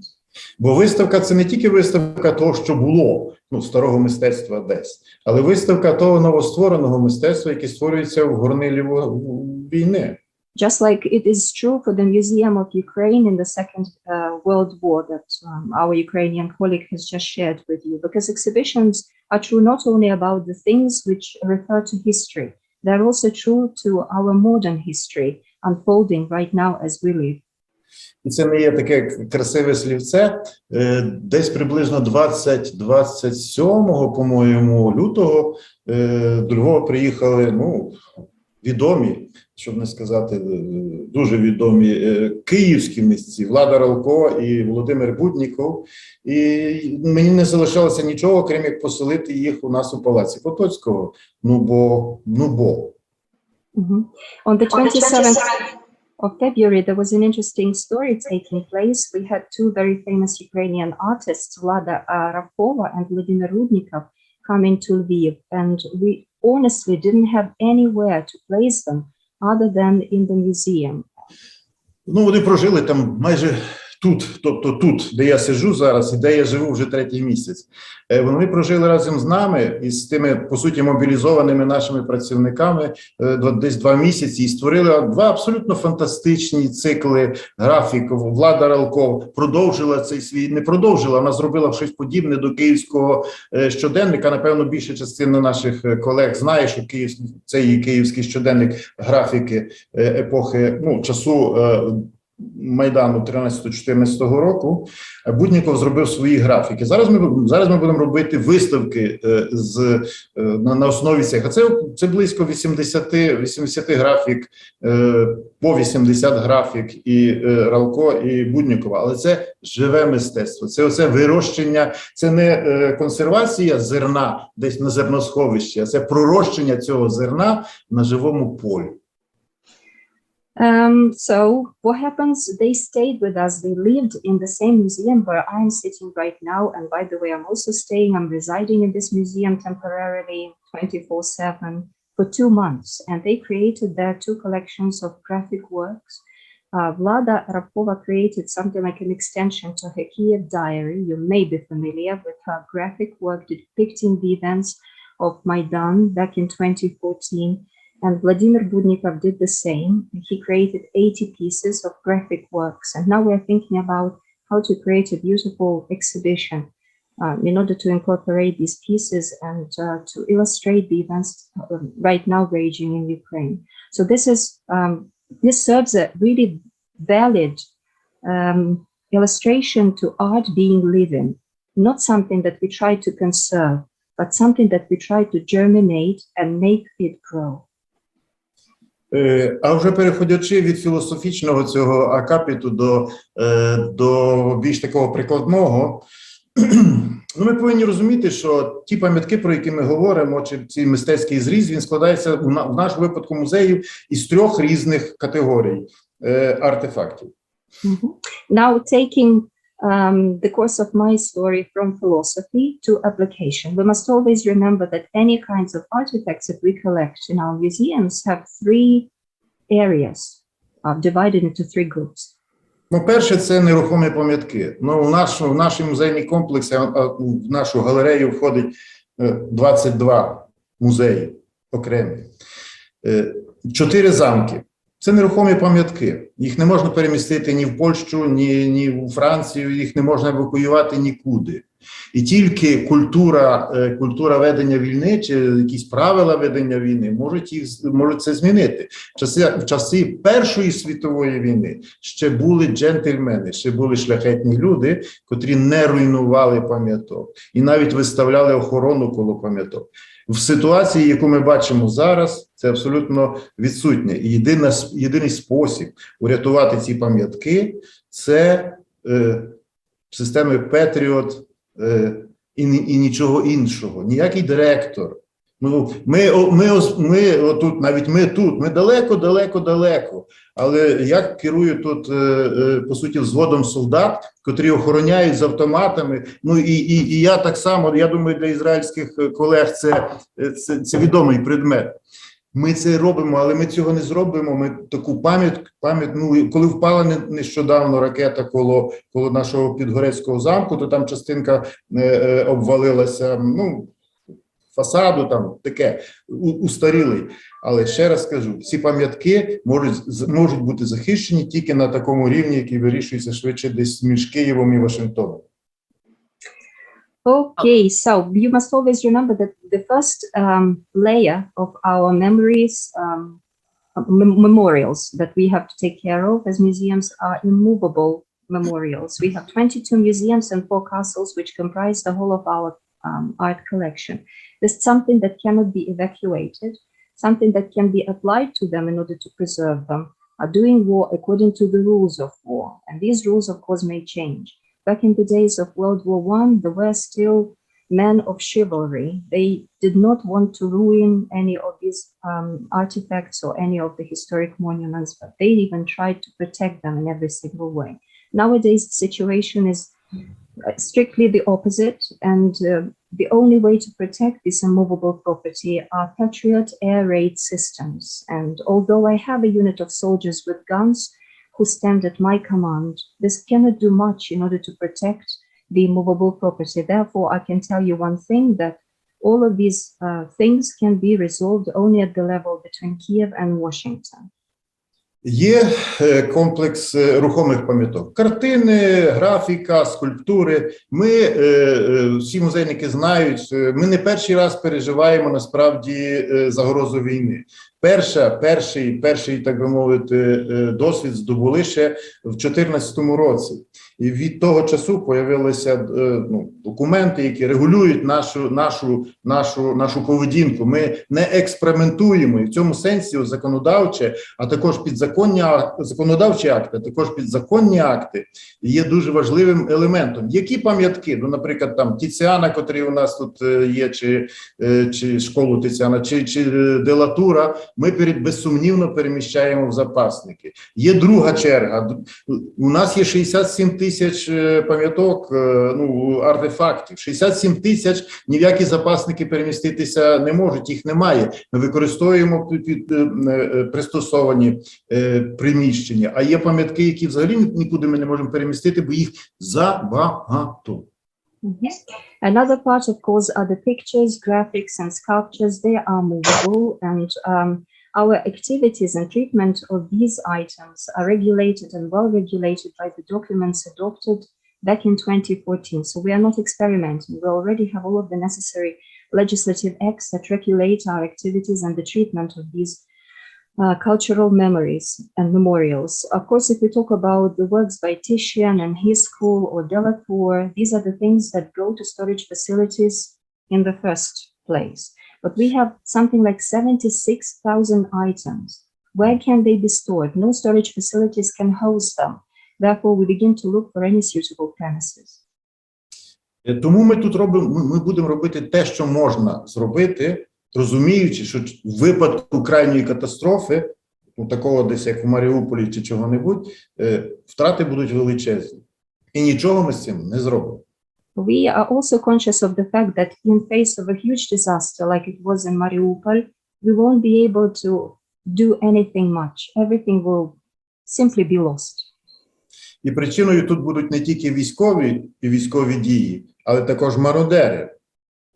And one of the causes, one of the reasons for that is not only the hostilities, but also looters. Ну і є третя група того, що якби фіксується як свого роду артефакти.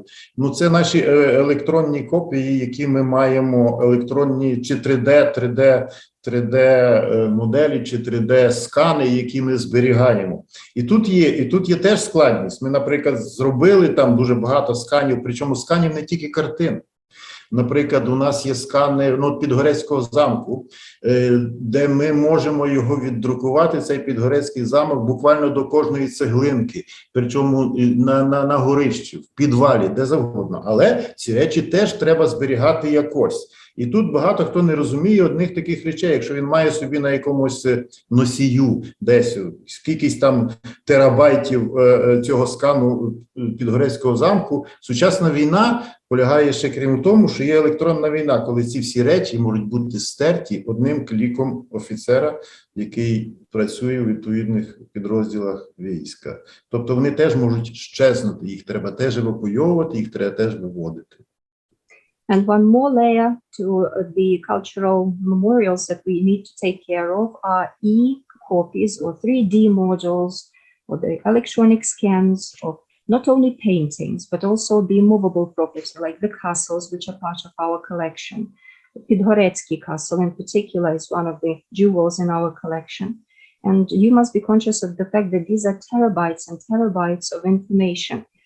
There we have the elements of the castle taking you all the way from the attic to the basement. So we are capable of restoring this building just on the basis of these scans. But again, any kind of a commander can give an order, and these terabytes of invaluable information can be deleted or erased and thus lost for people forever. І ще одне, вже на саме закінчення, це про відповідальність. As the final word, I would like to speak about responsibility. Ми є, і не тільки ми є, специфічним музеєм. В нашому музеї зберігається не тільки національна пам'ять, а не історія українська, але також величезний шмат національної пам'яті польської, литовської. Ну, може, це специфіка нашого західного регіону, але ми відповідальні так само за це. Якщо говорити про польське мистецтво, то ми, напевно, третій або другий музей, який зберігає польську національну пам'ять. І ми в тому сенсі відповідальні і теж перед нею. Так само, як наш музей, допустимо, етнографії у Львові, він і єврейську національну пам'ять зберігає, бо єврейський музей, який був в міжвоєнний час, ці зібрання зійшли туди. І це, з одної сторони, ускладнює ситуацію, а з другої сторони, дає шанси, тому що наші партнери розуміють, що ми зберігаємо. And one more thing to say in this regard is that our National History Museum preserves the collections of not only Ukrainian art, but also the art of Poland and Lithuania. Maybe this is due to our history, but with reference to the Polish art, I can tell you that our museum is the second or the third most important and most notable in terms of the collection of Polish fine art. In terms of ethnography, we also have an ethnographic museum which hosts a collection of Jewish printed graphics and different kinds of arts. So that's something that is also worth being preserved and paying attention to.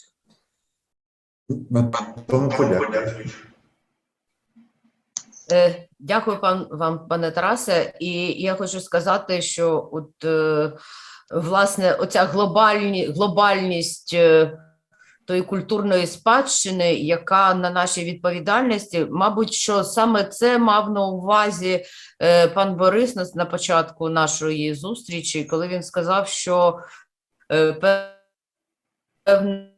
певною мірою ця культурна спадщина, вона оберігає нас. Тобто, можливо, в цьому і є той сакральний сенс цього формулювання.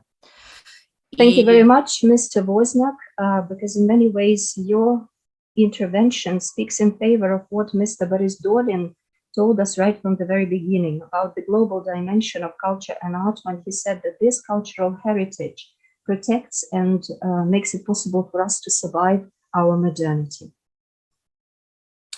І зараз я хочу передати слово для виступу містер Юваль Бітон, головний куратор музею міста Апідот.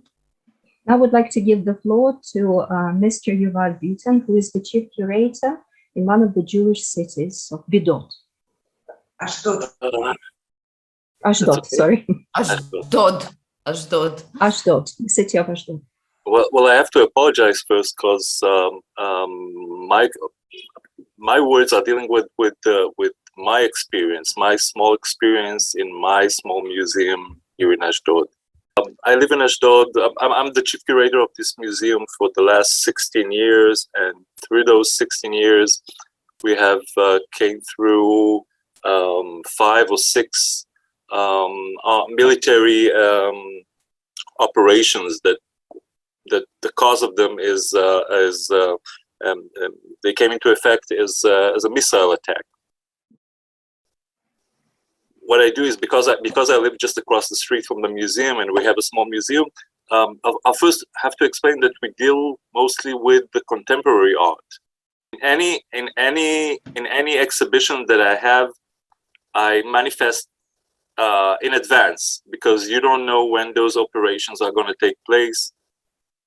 I have to manifest what are the most, first of all, what are the undisposable, or how should I say it, the original works, because in contemporary art, most of the works are dealing with new media, so a video doesn't have value because it has copies, and the same with photography. So the obvious thing is to protect the paintings. So as a matter of fact, as a practicum, just because I live across the street from the museum, in any coming events or stress or something that might occur. I usually come at night and just brings down all the art objects that has to be preserved into the storage, the collection storage, which is 3 floors underground, and they're protected there. I thought about during this Zoom, listening to the other speakers, is the big question of what we preserve, because as we deal with contemporary art has a certain edge that defines or trying to challenge the time that we're living in. Mm-hmm. So when those operation takes place, or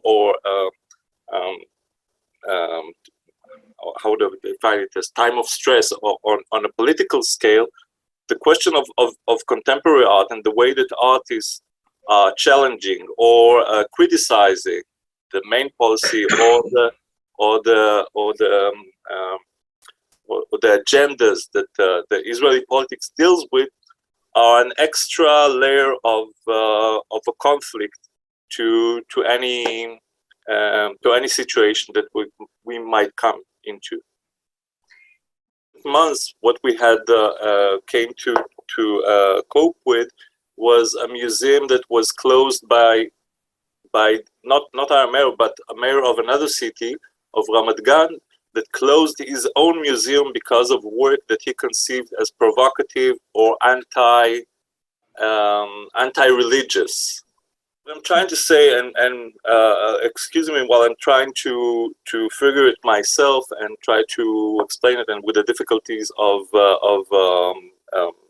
talking through a translator, is that the complexity of working and or as a curator or of a museum, there's a bunch of layers of conflicts and dealing with. So the whole experience of coming to work or to be a citizen in Israel is always to walk on a thin line.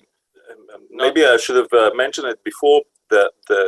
Even though I mentioned all the experience of those military operations that took place in Israel during the last 10 years or so, in a way, it's not compatible to what. I mean, the artillery that comes from Gaza, it's not the same as a usual army artillery or ballistic. Even though we are very close to Gaza, it's only 38 kilometers from Gaza in a straight line. The artillery is lethal in a way, but then it's not. It's not an advanced tactical weaponry. So there's a slight difference. But then you have to that thin line that I was talking about is that what do you do first? You have to take your kids out of school, or you have to go to the museum to take care of the works, or what do you do in this situation? Because they come very unexpected. Contemporary art reacts to reality very fast. So currently, artists are dealing with the situation that we had during the last war last year, and the 2 years of COVID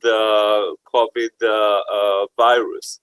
Due to those crises or life during the last 2 or 3 years, I realized that there is a certain line of decay, I might say, of artists, because financial crisis and life itself as with its difficulties brought artists to cave into very small and personal works.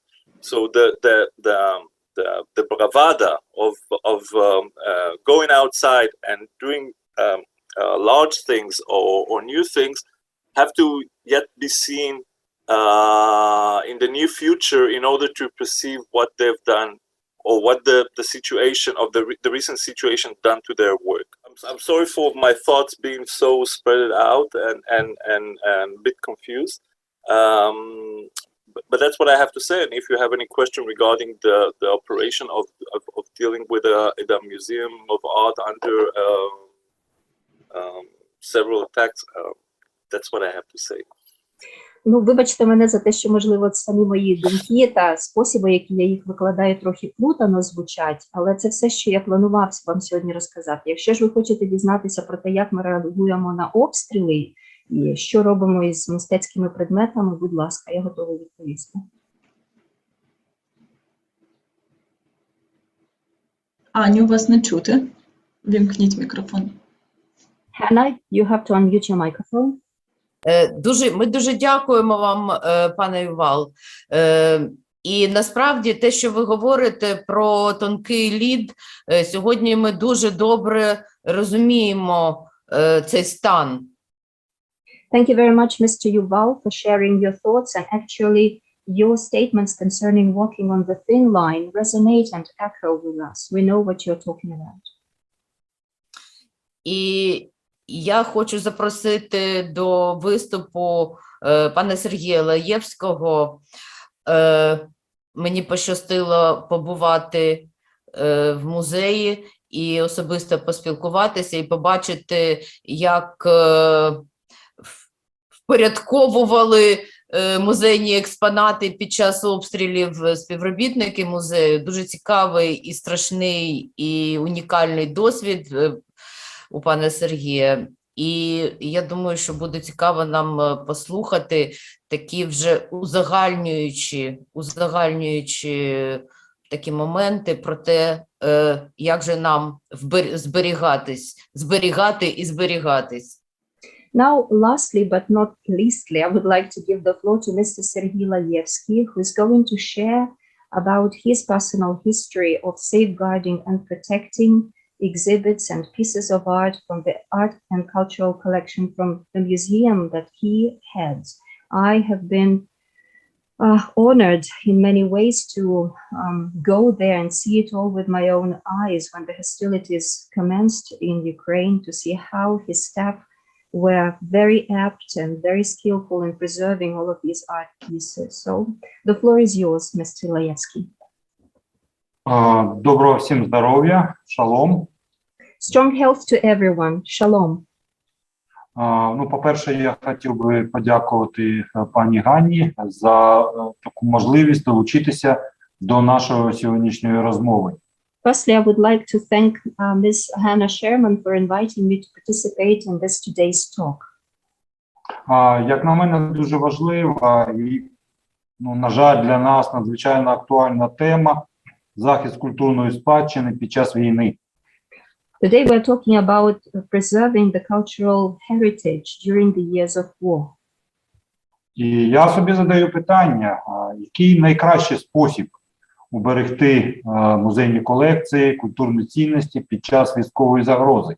And I'm asking myself this question: what is the best way to safeguard and preserve art collections in the face of hostilities? І відповідь у мене однозначна. Це бути якомога подалі від війни, від бойових дій. And my answer is unambiguous. It's staying away from any hostilities, from any military actions as far as possible. Чи можливо це? Is it possible? Ситуація в Україні доводить, що ні. The situation raging in Ukraine proves that it's not possible. З початком російського вторгнення в Україну ще в 2014 році, а особливо з 24 лютого 2022 року, стало зрозуміло, що будь-який заклад культури, в тому числі музей, не може бути у цілковитій безпеці. Ever since 2014, when there was an intervention by the Russian Federation into the life of the Ukrainian state, and starting with February 2022, it became clear to us that we need to do everything possible and impossible to make sure that cultural institutions keep living. Ані персонал музею, ані музейна колекція, ані музейна будівля. Because nothing can resist war. Neither people, no museum collections, no pieces of art. Я хочу нагадати, що Росія веде проти України тотальну війну, війну на знищення.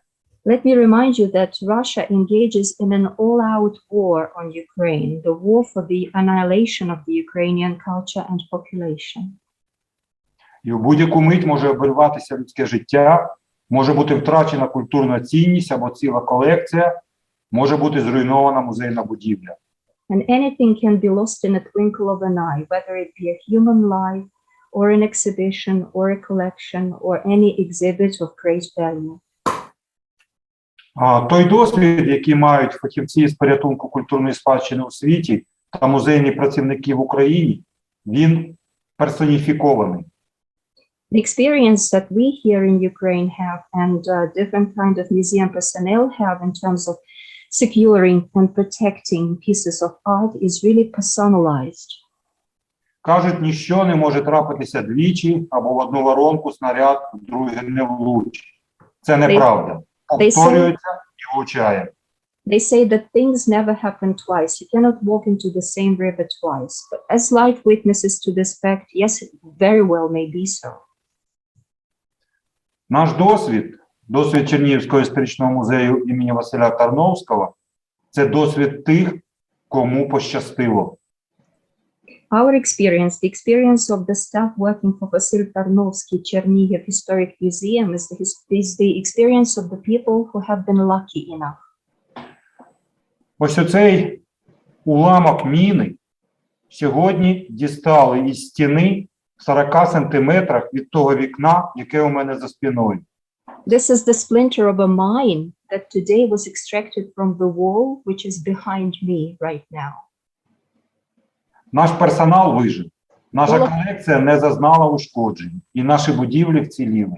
All of our personnel have survived the military attacks. No collections have been devastated or ruined, and the premises are standing nearly unscathed. Зрештою, ми обійшлися вибитими вибуховою хвилею вікнами та пошкодженим музейним обладнанням. The biggest damage inflicted on us were just windows broken in the air raid, as well as some of the damaged doors. А я не стану розповідати про те, що і як ми робили в цій ситуації, в якій опинились, але хочу звернути увагу на загальні питання, які безпосередньо пов'язані з тематикою нашої сьогоднішньої зустрічі та є, на жаль, типовими для українських музеїв. I'm not going to speak about the particulars of our specific situation. I would like to draw your attention to the generalities which are similar across all of the cultural facilities in Ukraine now. Майже всі музеї в Україні державні або комунальні.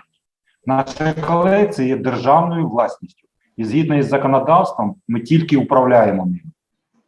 All of the museums in our country are either state-owned or municipal property, and we as staffers are only appointed to supervise the collections. Є Міністерство культури та інформаційної політики, яке має встановити всі необхідні для захисту колекцій правила та розробити чіткі інструкції на випадок різних надзвичайних ситуацій, в тому числі і військової загрози та пов'язаних із нею бойових дій. We have the Ministry of Culture and Informational Policy in place who are responsible for developing the necessary rules and regulations, as well as instructions and guidelines of what needs to be done in the face of a military aggression or hostilities. Наша система управління традиційно вимагає керуватися цим, а переважна більшість директорів музеїв чекають на такі інструкції. На жаль, досвід 2014-2015 років не призвів до вироблення необхідної нормативно-правової бази, якої немає і зараз. Тож кожен музей напрацьовує свій власний шлях. Our management system, unfortunately, still dates back in many ways from the Soviet days when we were very heavily regulated by the superiors. And in many ways, directors and chiefs and chief executive officers of cultural facilities are still expecting specific guidelines from above.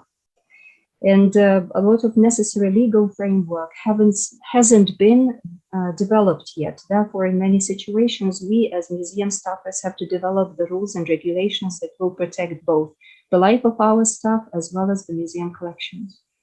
Ми не можемо роздати культурні цінності нашим співробітникам або волонтерам із проханням вивести їх із зони бойових дій. Чи можемо?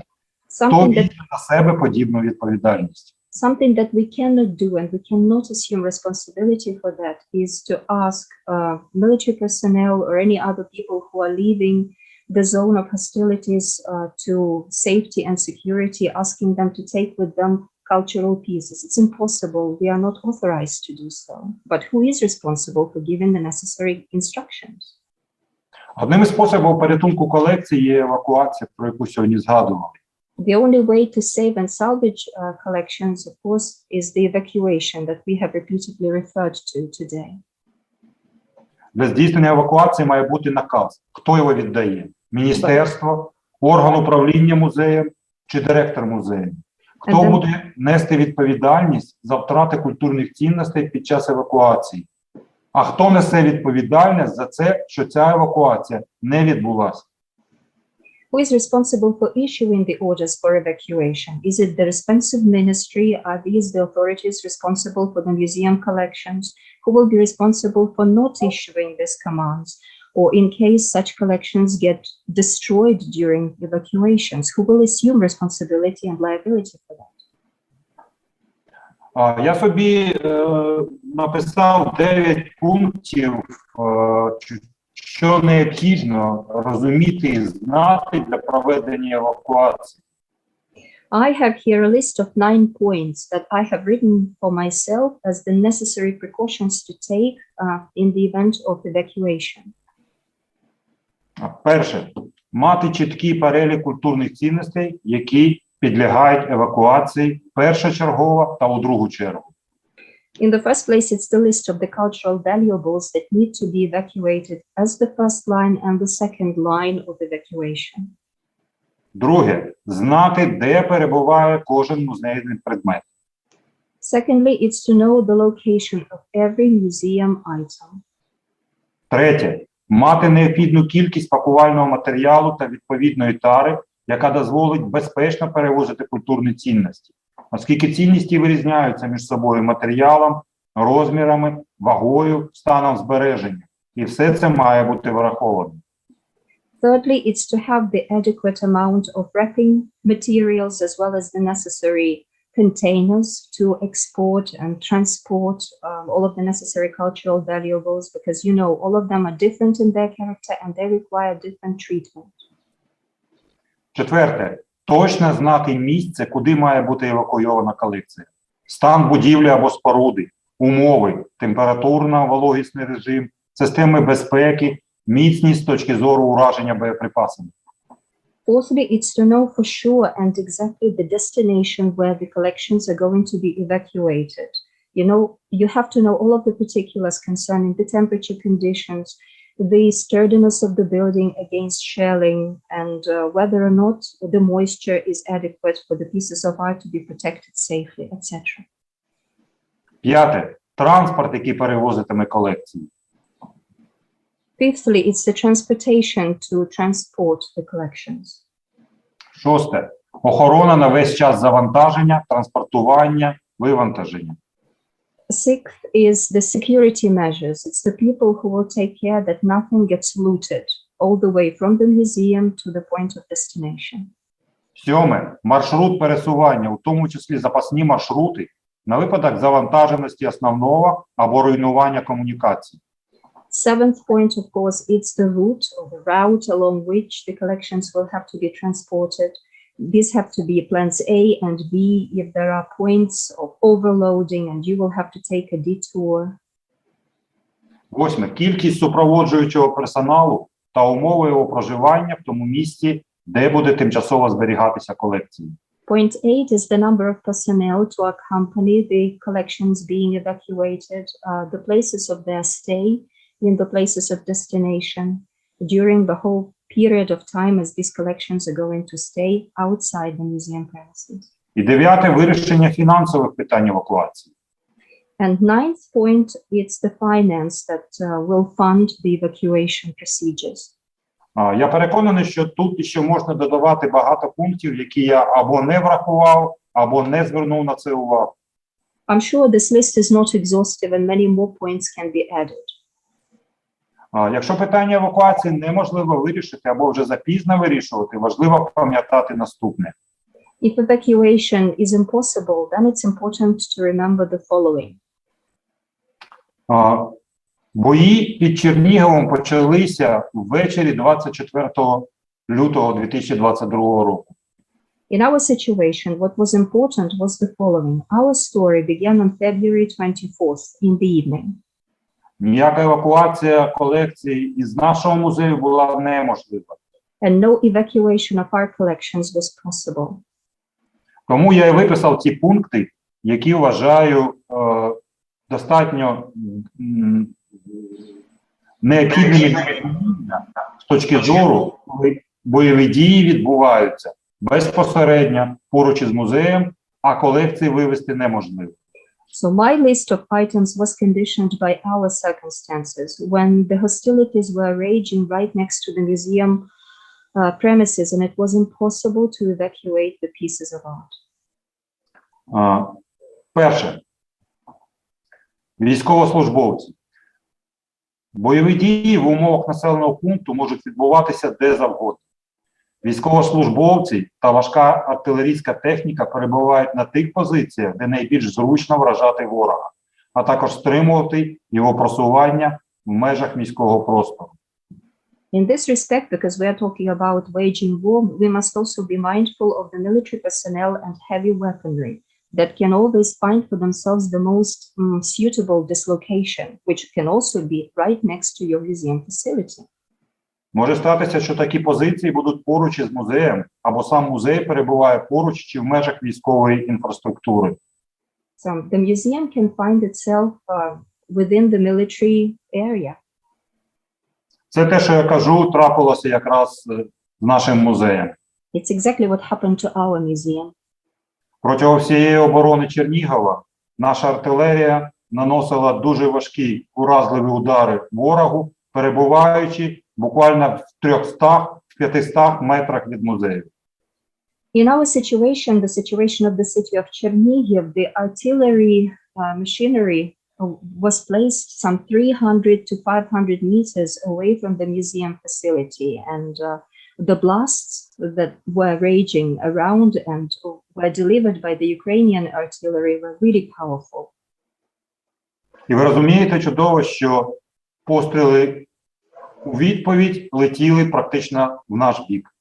And you can understand that the shots fired in the to the Ukrainian side were very close to hit our museum. Один із наших музеїв перебуває на території військової частини, тому він постраждав від одного із ударів. One of the parts, one of the wings of our museum is in the military unit, therefore it sustained the greatest damage. Тобто для розуміння цього важливі, як на мене, два моменти. Як близько від музею перебуває військова техніка та військовослужбовці, і розуміючи важливість місця ведення вогню, яким чином можна уникнути перетворення музею на потенційний військовий об'єкт. So we must be mindful of two things, the proximity or the distance between the premises, the museum premises, and the military personnel of the military heavy machinery. And secondly, it's the measures that we as museum personnel can take in order to secure the museum collections which are vested in our authority. Друге, персонал. Number two, personnel. Зазвичай переважна більшість співробітників наших музеїв – це жінки, до того ж літні. Most of the time our staffers are women and senior women at that. Чоловіків небагато. We don't have many men working for us. Дехто із чоловіків може бути мобілізовані або піти добровольцями. Some of these men can be mobilized, can be conscripted in the army or go as volunteers to the front line. Розмір та ландшафт міста, в якому розташований музей, можуть не дозволити вчасно дістатися до нього. До того ж декілька разів. The size and the terrain of the city itself can also prevent you from effective communicating from where you reside to the museum itself. Sometimes our staffers had to do it several times a day. І ось пан Юваль звертав на це увагу. Кожен із співробітників постане перед питанням, де йому бути і що робити. Рятувати родини, намагатися виїхати із зони бойових дій, переховуватися у сховищі або бути в музеї та виконувати свою роботу. І цей вибір дуже важкий, але його треба робити. And Mr. Yuval posed a very important question that every museum staffer unfortunately is faced with, whether it's to save your own life, protect your own family, run to an air raid shelter, or to go to the museum and protect the collections which you are responsible for. It's a very heavy choice. У цьому зв'язку, як на мене, важливо пам'ятати. And in this connection, it's important to remember and bear in mind the following. Кількість співробітників, які можуть виконувати завдання із порятунку культурних цінностей в умовах ведення бойових дій, їхній вік, їхня стать, фізичний та психологічний стан. And under the circumstances of hostilities, it's absolutely necessary to remember the number of staffers that you have at your disposal, their age, their sex, also what physical condition they're in. Можливість виконувати завдання на різних об'єктах, якщо у музеї їх декілька. And if the museum has several facilities, you have to provide for the possibility for them to travel from one location to the other. Можливість виконувати завдання протягом певного часу, доба, декілька днів або більш тривалий час. You need to account for one more thing, how long some of their duties will last, whether it be 24 hours, several days. Під час бойових дій наявність музею керівників, які мають повноваження приймати рішення та давати необхідні вказівки. Of course, the museum must always have senior personnel, representatives who are sanctioned to give orders.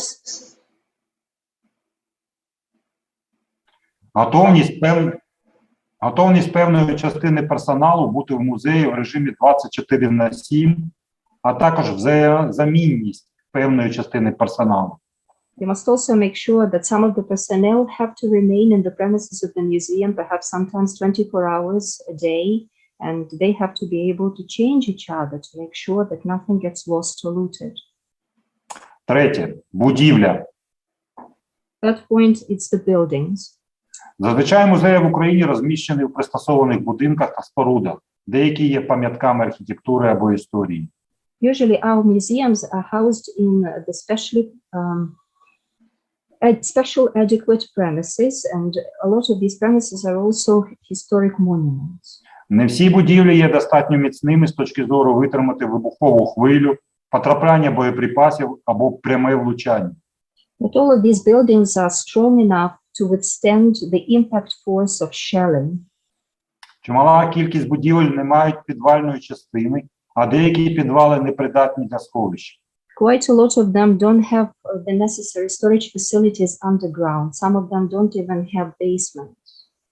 Розташування низки музеїв поруч із військовими об'єктами або об'єктами критичної інфраструктури чи адмінбудівлями органів влади робить їх потенційною мішенню для обстрілів.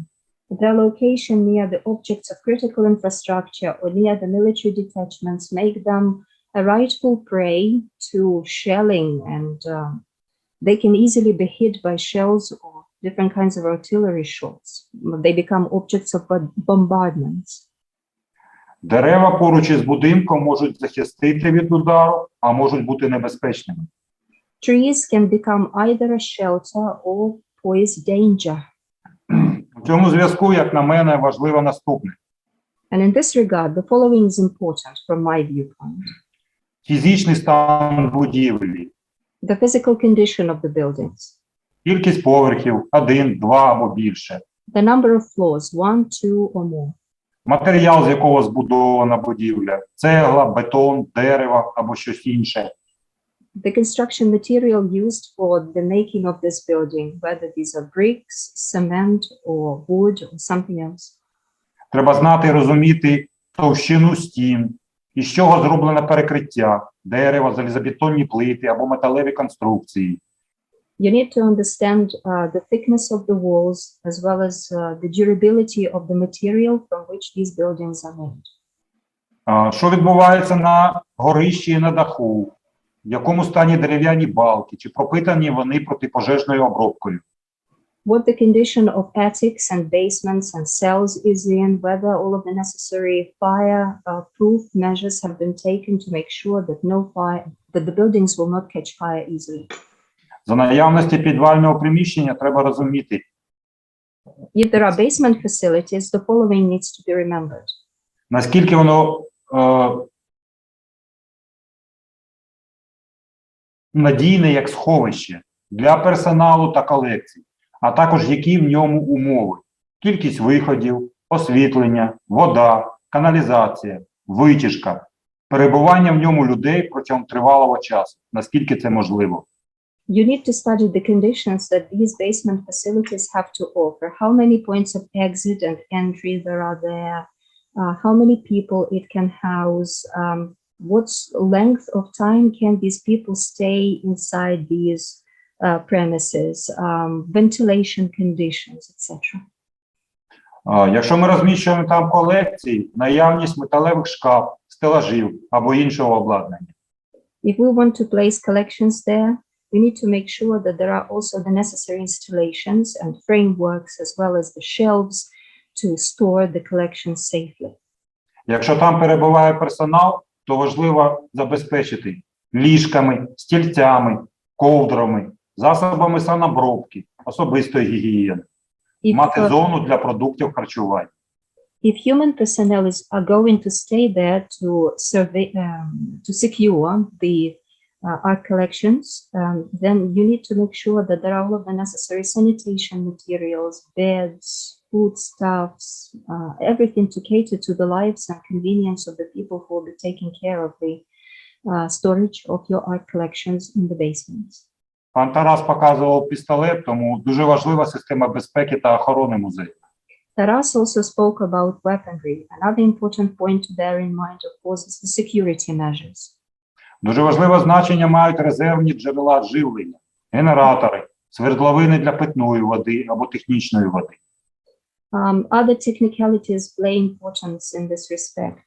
We're talking about water supply, electricity supply, whether or not you have any reserves, like batteries, accumulators, to make sure that the air ventilation shafts keep working. Важливі санітарні умови, можливість створення тимчасового туалету в умовах відсутності водопостачання та водовідведення. Sanitation also matters immensely because people need to make sure that toilet facility is provided for them, even in the absence of running water. А також важливо розумітися на наявності і кількості вікон, адже нагадаю, що скло при розбитті надзвичайно небезпечне. Мати матеріал для закриття вікон, мішки з піском, щити або щось інше. Another important point to bear in mind is the windows, the number of windows, because you know that during explosions, windows are broken to smithereens, smashed to tiny pieces, and they can also damage a lot of artworks. And you need to have sacks of sand or maybe plywood boards in order to be able to cover the inlets of the broken window. Чому це важливо? Я хочу нагадати, що війна, гаряча фаза цієї війни почалася 24 лютого, тобто взимку. Another importance, why do we have to bear it all in mind? Let me remind you that our hostilities began in the middle of winter, in the month of February. На вулиці було мінус 15. It was minus 15 outside. Система опалення зникла в музеї на 5-й день. And the heating was gone from the museum on the 5th day of the hostilities. Вода і електрика зникли на 3-й, 5-й, а потім періодично зникали, і тижнями їх не було. Water and electricity supply disappeared the 3rd, the 5th day, and sometimes they would come on and off sporadically. В музеї, крім 6 співробітників, на постійній основі перебувало близько 30 цивільних осіб з родинами, з маленькими дітьми. In addition to our 6 employees, we had about 30 civilians with their children and family members finding shelter in our museum facilities. Тому це важливо і з точки зору розуміння, що може трапитися, і що необхідно пам'ятати, і як необхідно діяти. This is a huge scope of different details to bear in mind in the event of hostilities, what needs to be done and how things can be safeguarded. Четверте – це колекції. Fourthly, the collections. Для історичного музею характерні різні групи культурних цінностей. Це археологічні знахідки, метал, скло, фарфор, фаянс, дерево, кераміка, тканини, архівні документи, книги, нумізматика, великогабаритні важкі предмети, історична зброя, живопис, графіка або іще багато чого, що я не назвав. We are a historic museum, so you can imagine the variety, the range of different artifacts that we store. These materials range from paper, being books and different maps and documents, to ceramics, to metalworks, etc. Lots of different things that cannot be named. Зазвичай найкращі предмети представлені в експозиціях та на виставках. Of course, the best of these items are exhibited in exhibitions and projects. Але ж переважна кількість зібрання перебуває у фондосховищі і може бути розміщена у багатьох приміщеннях або окремій будівлі. But the prevalent majority of the cultural items are in storage facilities.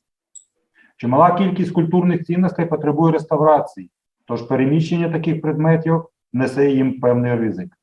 A lot of these artistic valuables are set for restoration, so they need to be treated with extreme care, and removing them in many situations is highly unadvisable.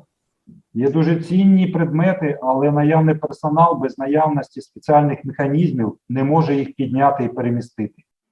Sometimes there are extremely valuable items, but we cannot move them without the necessary equipment.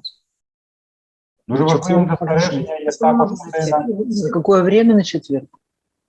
Дуже важливим для збереження є також музейна документація, оцифрована на жорстких дисках або у вигляді паперових інвентарних книг, а також велика купа актів приймання передавання. A great deal of attention must also be given to documentation, different kinds of documents which are stored both in the paper format and electronic versions. Є певна кількість важливої для збереження документації самого музею, його архів, бухгалтерські книги, особисті рахунки персоналу, трудові книжки, накази або щось інше. A great deal of such documentation relates to the history of the building itself, also to the payroll documents, bookkeeping, etc. У випадку колекції, як на мене, дуже важливо наступне. When we talk about collections, the following from my standpoint is very important to bear in mind. Точна інформація про місце знаходження культурних цінностей, які потребують першочергового демонтажу із експозиції та перенесення в інше, більш надійне місце. The list of the valuables and cultural memorials, monuments that need to be evacuated in the first place. You need to know exactly where they are located. Сам процес демонтажу предметів з експозиції пов'язаний з розкриттям вітрин, а це мають бути інструменти, персонал, який може розібрати вітрину, підняти та перемістити скло. Dismantling the exhibitions themselves, removing the panes of glass, which are an indelible part of any kind of an exhibition. You need to have the necessary materials and equipment to do it with care. Дуже важливе пакування предметів, а для цього має бути наявний необхідний пакувальний матеріал, різні види паперу, бульбашкова плівка, клейка стрічка, коробки, ящики. І важливо, щоб ці коробки і ящики були підйомні. Another important factor is the packaging. In order to evacuate the pieces of art, I'm talking here about the availability of the necessary amount of stretch film, mineral wool, chests, rolls of bubble wrap, etc. Фотофіксація до початку демонтажу та під час демонтажу. Photographing before dismantling and after dismantling. Документування. Списки культурних цінностей у кожному ящику, коробці з відповідною нумерацією. Documentation for every box of cultural valuables, the necessary list, respective list of the items found in every box and crate. Забезпечення перенесення до місць тимчасового зберігання. ensuring that all of these boxes and crates can be safely restored to the places of their temporary storage. Безпека під час перенесення та тимчасового зберігання. Ensuring safety procedures during the storage in the temporary locations. Умови, в яких тимчасово зберігатимуться культурні цінності, температурно-вологісний режим, провітрювання, можливість контролю та спостереження.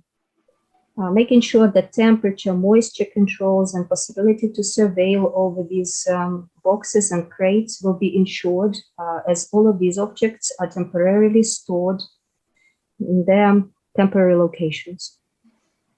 Ми не встигли демонтувати нашу колекцію протягом 24 і 25 лютого, коли не так було ще голосно в околицях Чернігова і в самому місті. We didn't have enough time to evacuate our art collections on the 24th and 25th of February when we could just hear the explosions rolling in the distance, and it wasn't so dangerous for our city and the art collection yet. Тому все це ми робили під час активних бойових дій в обложеному місті Чернігові. And thus we had to do the majority of these safety procedures and security measures that I've described to you under the circumstances of being heavily shelled and bombarded. Ми багато із того, про що я говорив, не могли забезпечити. Ну, принаймні, ми не робили документування, оскільки в приміщенні темно, світла немає, вікна затулені, але ми рухалися по наших експозиціях, ну, знаєте, як кроти, знаючи, де що перебуває, і з роками набути досвід переміщення по одних і тих самих коридорах. In many situations, the measures that I have described to you were ignored by us because we didn't have the electricity supply. Therefore, we could not record or we could not photograph what was inside different crates and boxes.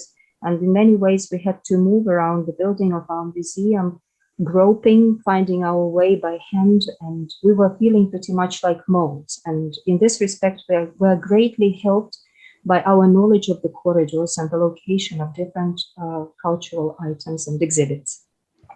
Так, п'яте. Інструменти і засоби. Fifth point is tools and means.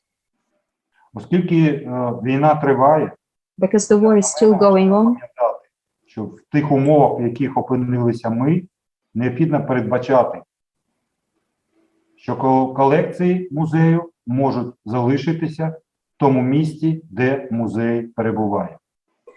we must also bear in mind that it's very likely that the museum collections may remain in the occupied cities and towns because of the war.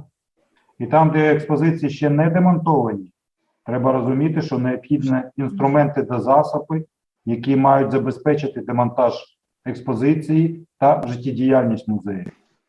And you need to make and plan for the availability of the necessary equipment to dismantle exhibitions if they haven't been dismantled before the city was or found itself under the siege, as was the case with Chernihiv.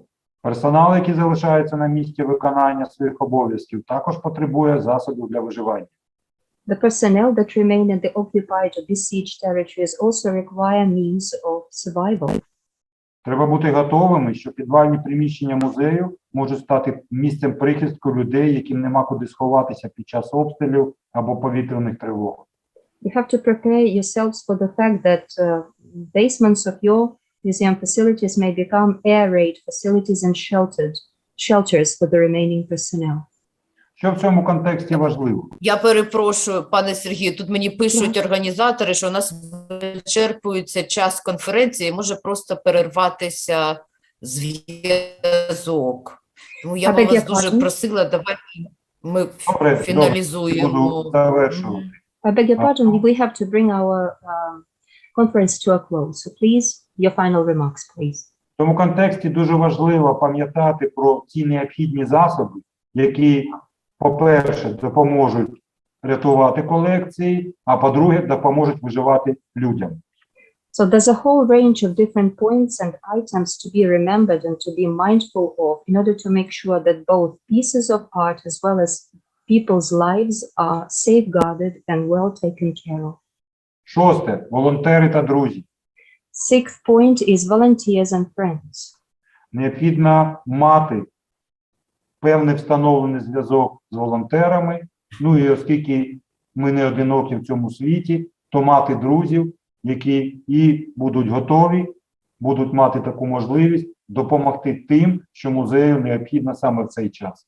It's a wonderful, it's a great blessing if you have a very well-developed network of friends, people who will volunteer to come to your rescue, especially during the time of military campaigns. І на сам кінець. Є багато музеїв та історичних товариств, які опинилися в зоні бойових дій. Finally, there are lots of different museums and museum societies which are in war areas now. Культурні цінності багатьох музеїв, на жаль, безповоротно втрачені від вибухів, пожеж, руйнування будівель, людського фактору. Багато співробітників музеїв загинули, рятуючи свої колекції. A lot of their collections and a lot of their personnel have been lost forever. Коли в світі говорять «ніколи знову», треба бути готовим до того, що він прийде по тебе просто на поріг твого музею. When they say never again, you have to be ready that one day someone will appear in your threshold and begin to threaten your whole existence. Треба бути готовим до того, що те, що почнеться, буде не таким, до чого ти готувався. Це буде набагато страшніше. Буде хаос, в якому важко себе опанувати. Буде страх, який захопить зненацька. Але необхідно, треба робити. Бо якщо ти цього не зробиш, культурні цінності з твого музею замість тебе ніхто не буде рятувати. You must expect the unexpected and the worst to come. In the face of the danger, bombardments, you must remember that you are the only ones who can save both your own life as well as the life of your collections, and no one else will do it in your stead. Страх поволі відступає. Просто розпочинай робити те, що вмієш. За тобою підуть інші. Просто роби свою справу. У мене все. Дякую. Fear stupefies, but fear also wanes away as you begin to do something step by step. And you just have to roll up your sleeves and go down and do it. Well, that's all from me. Thank you very much for your attention. Пане Сергію, я глибоко вражена і щиро вдячна, і я хочу сказати і всім присутнім, і нашим організаторам, що це ґрунтовна робота, цей такий досвід, який підсумував пан Сергій, він є оформлений в текстовому вигляді, і пан Сергій зможе його надати для того, щоб він став доступний, бо це готова інструкція і для органів влади, і для органів самоврядування, і для музейних співробітників, для всієї культурної спільноти. Та й просто це такий документ, неймовірного людського досвіду нашого. Thank you very much, Mr. Laevsky, for your comprehensive and well-rounded discussion, which is based on your days and months of experience. And I'm sure that you all have it all well documented, and these can become invaluable instructions and guidelines for any other museum workers that find themselves in the face of such danger. Я дуже вдячна посольству Держави Ізраїль в Україні.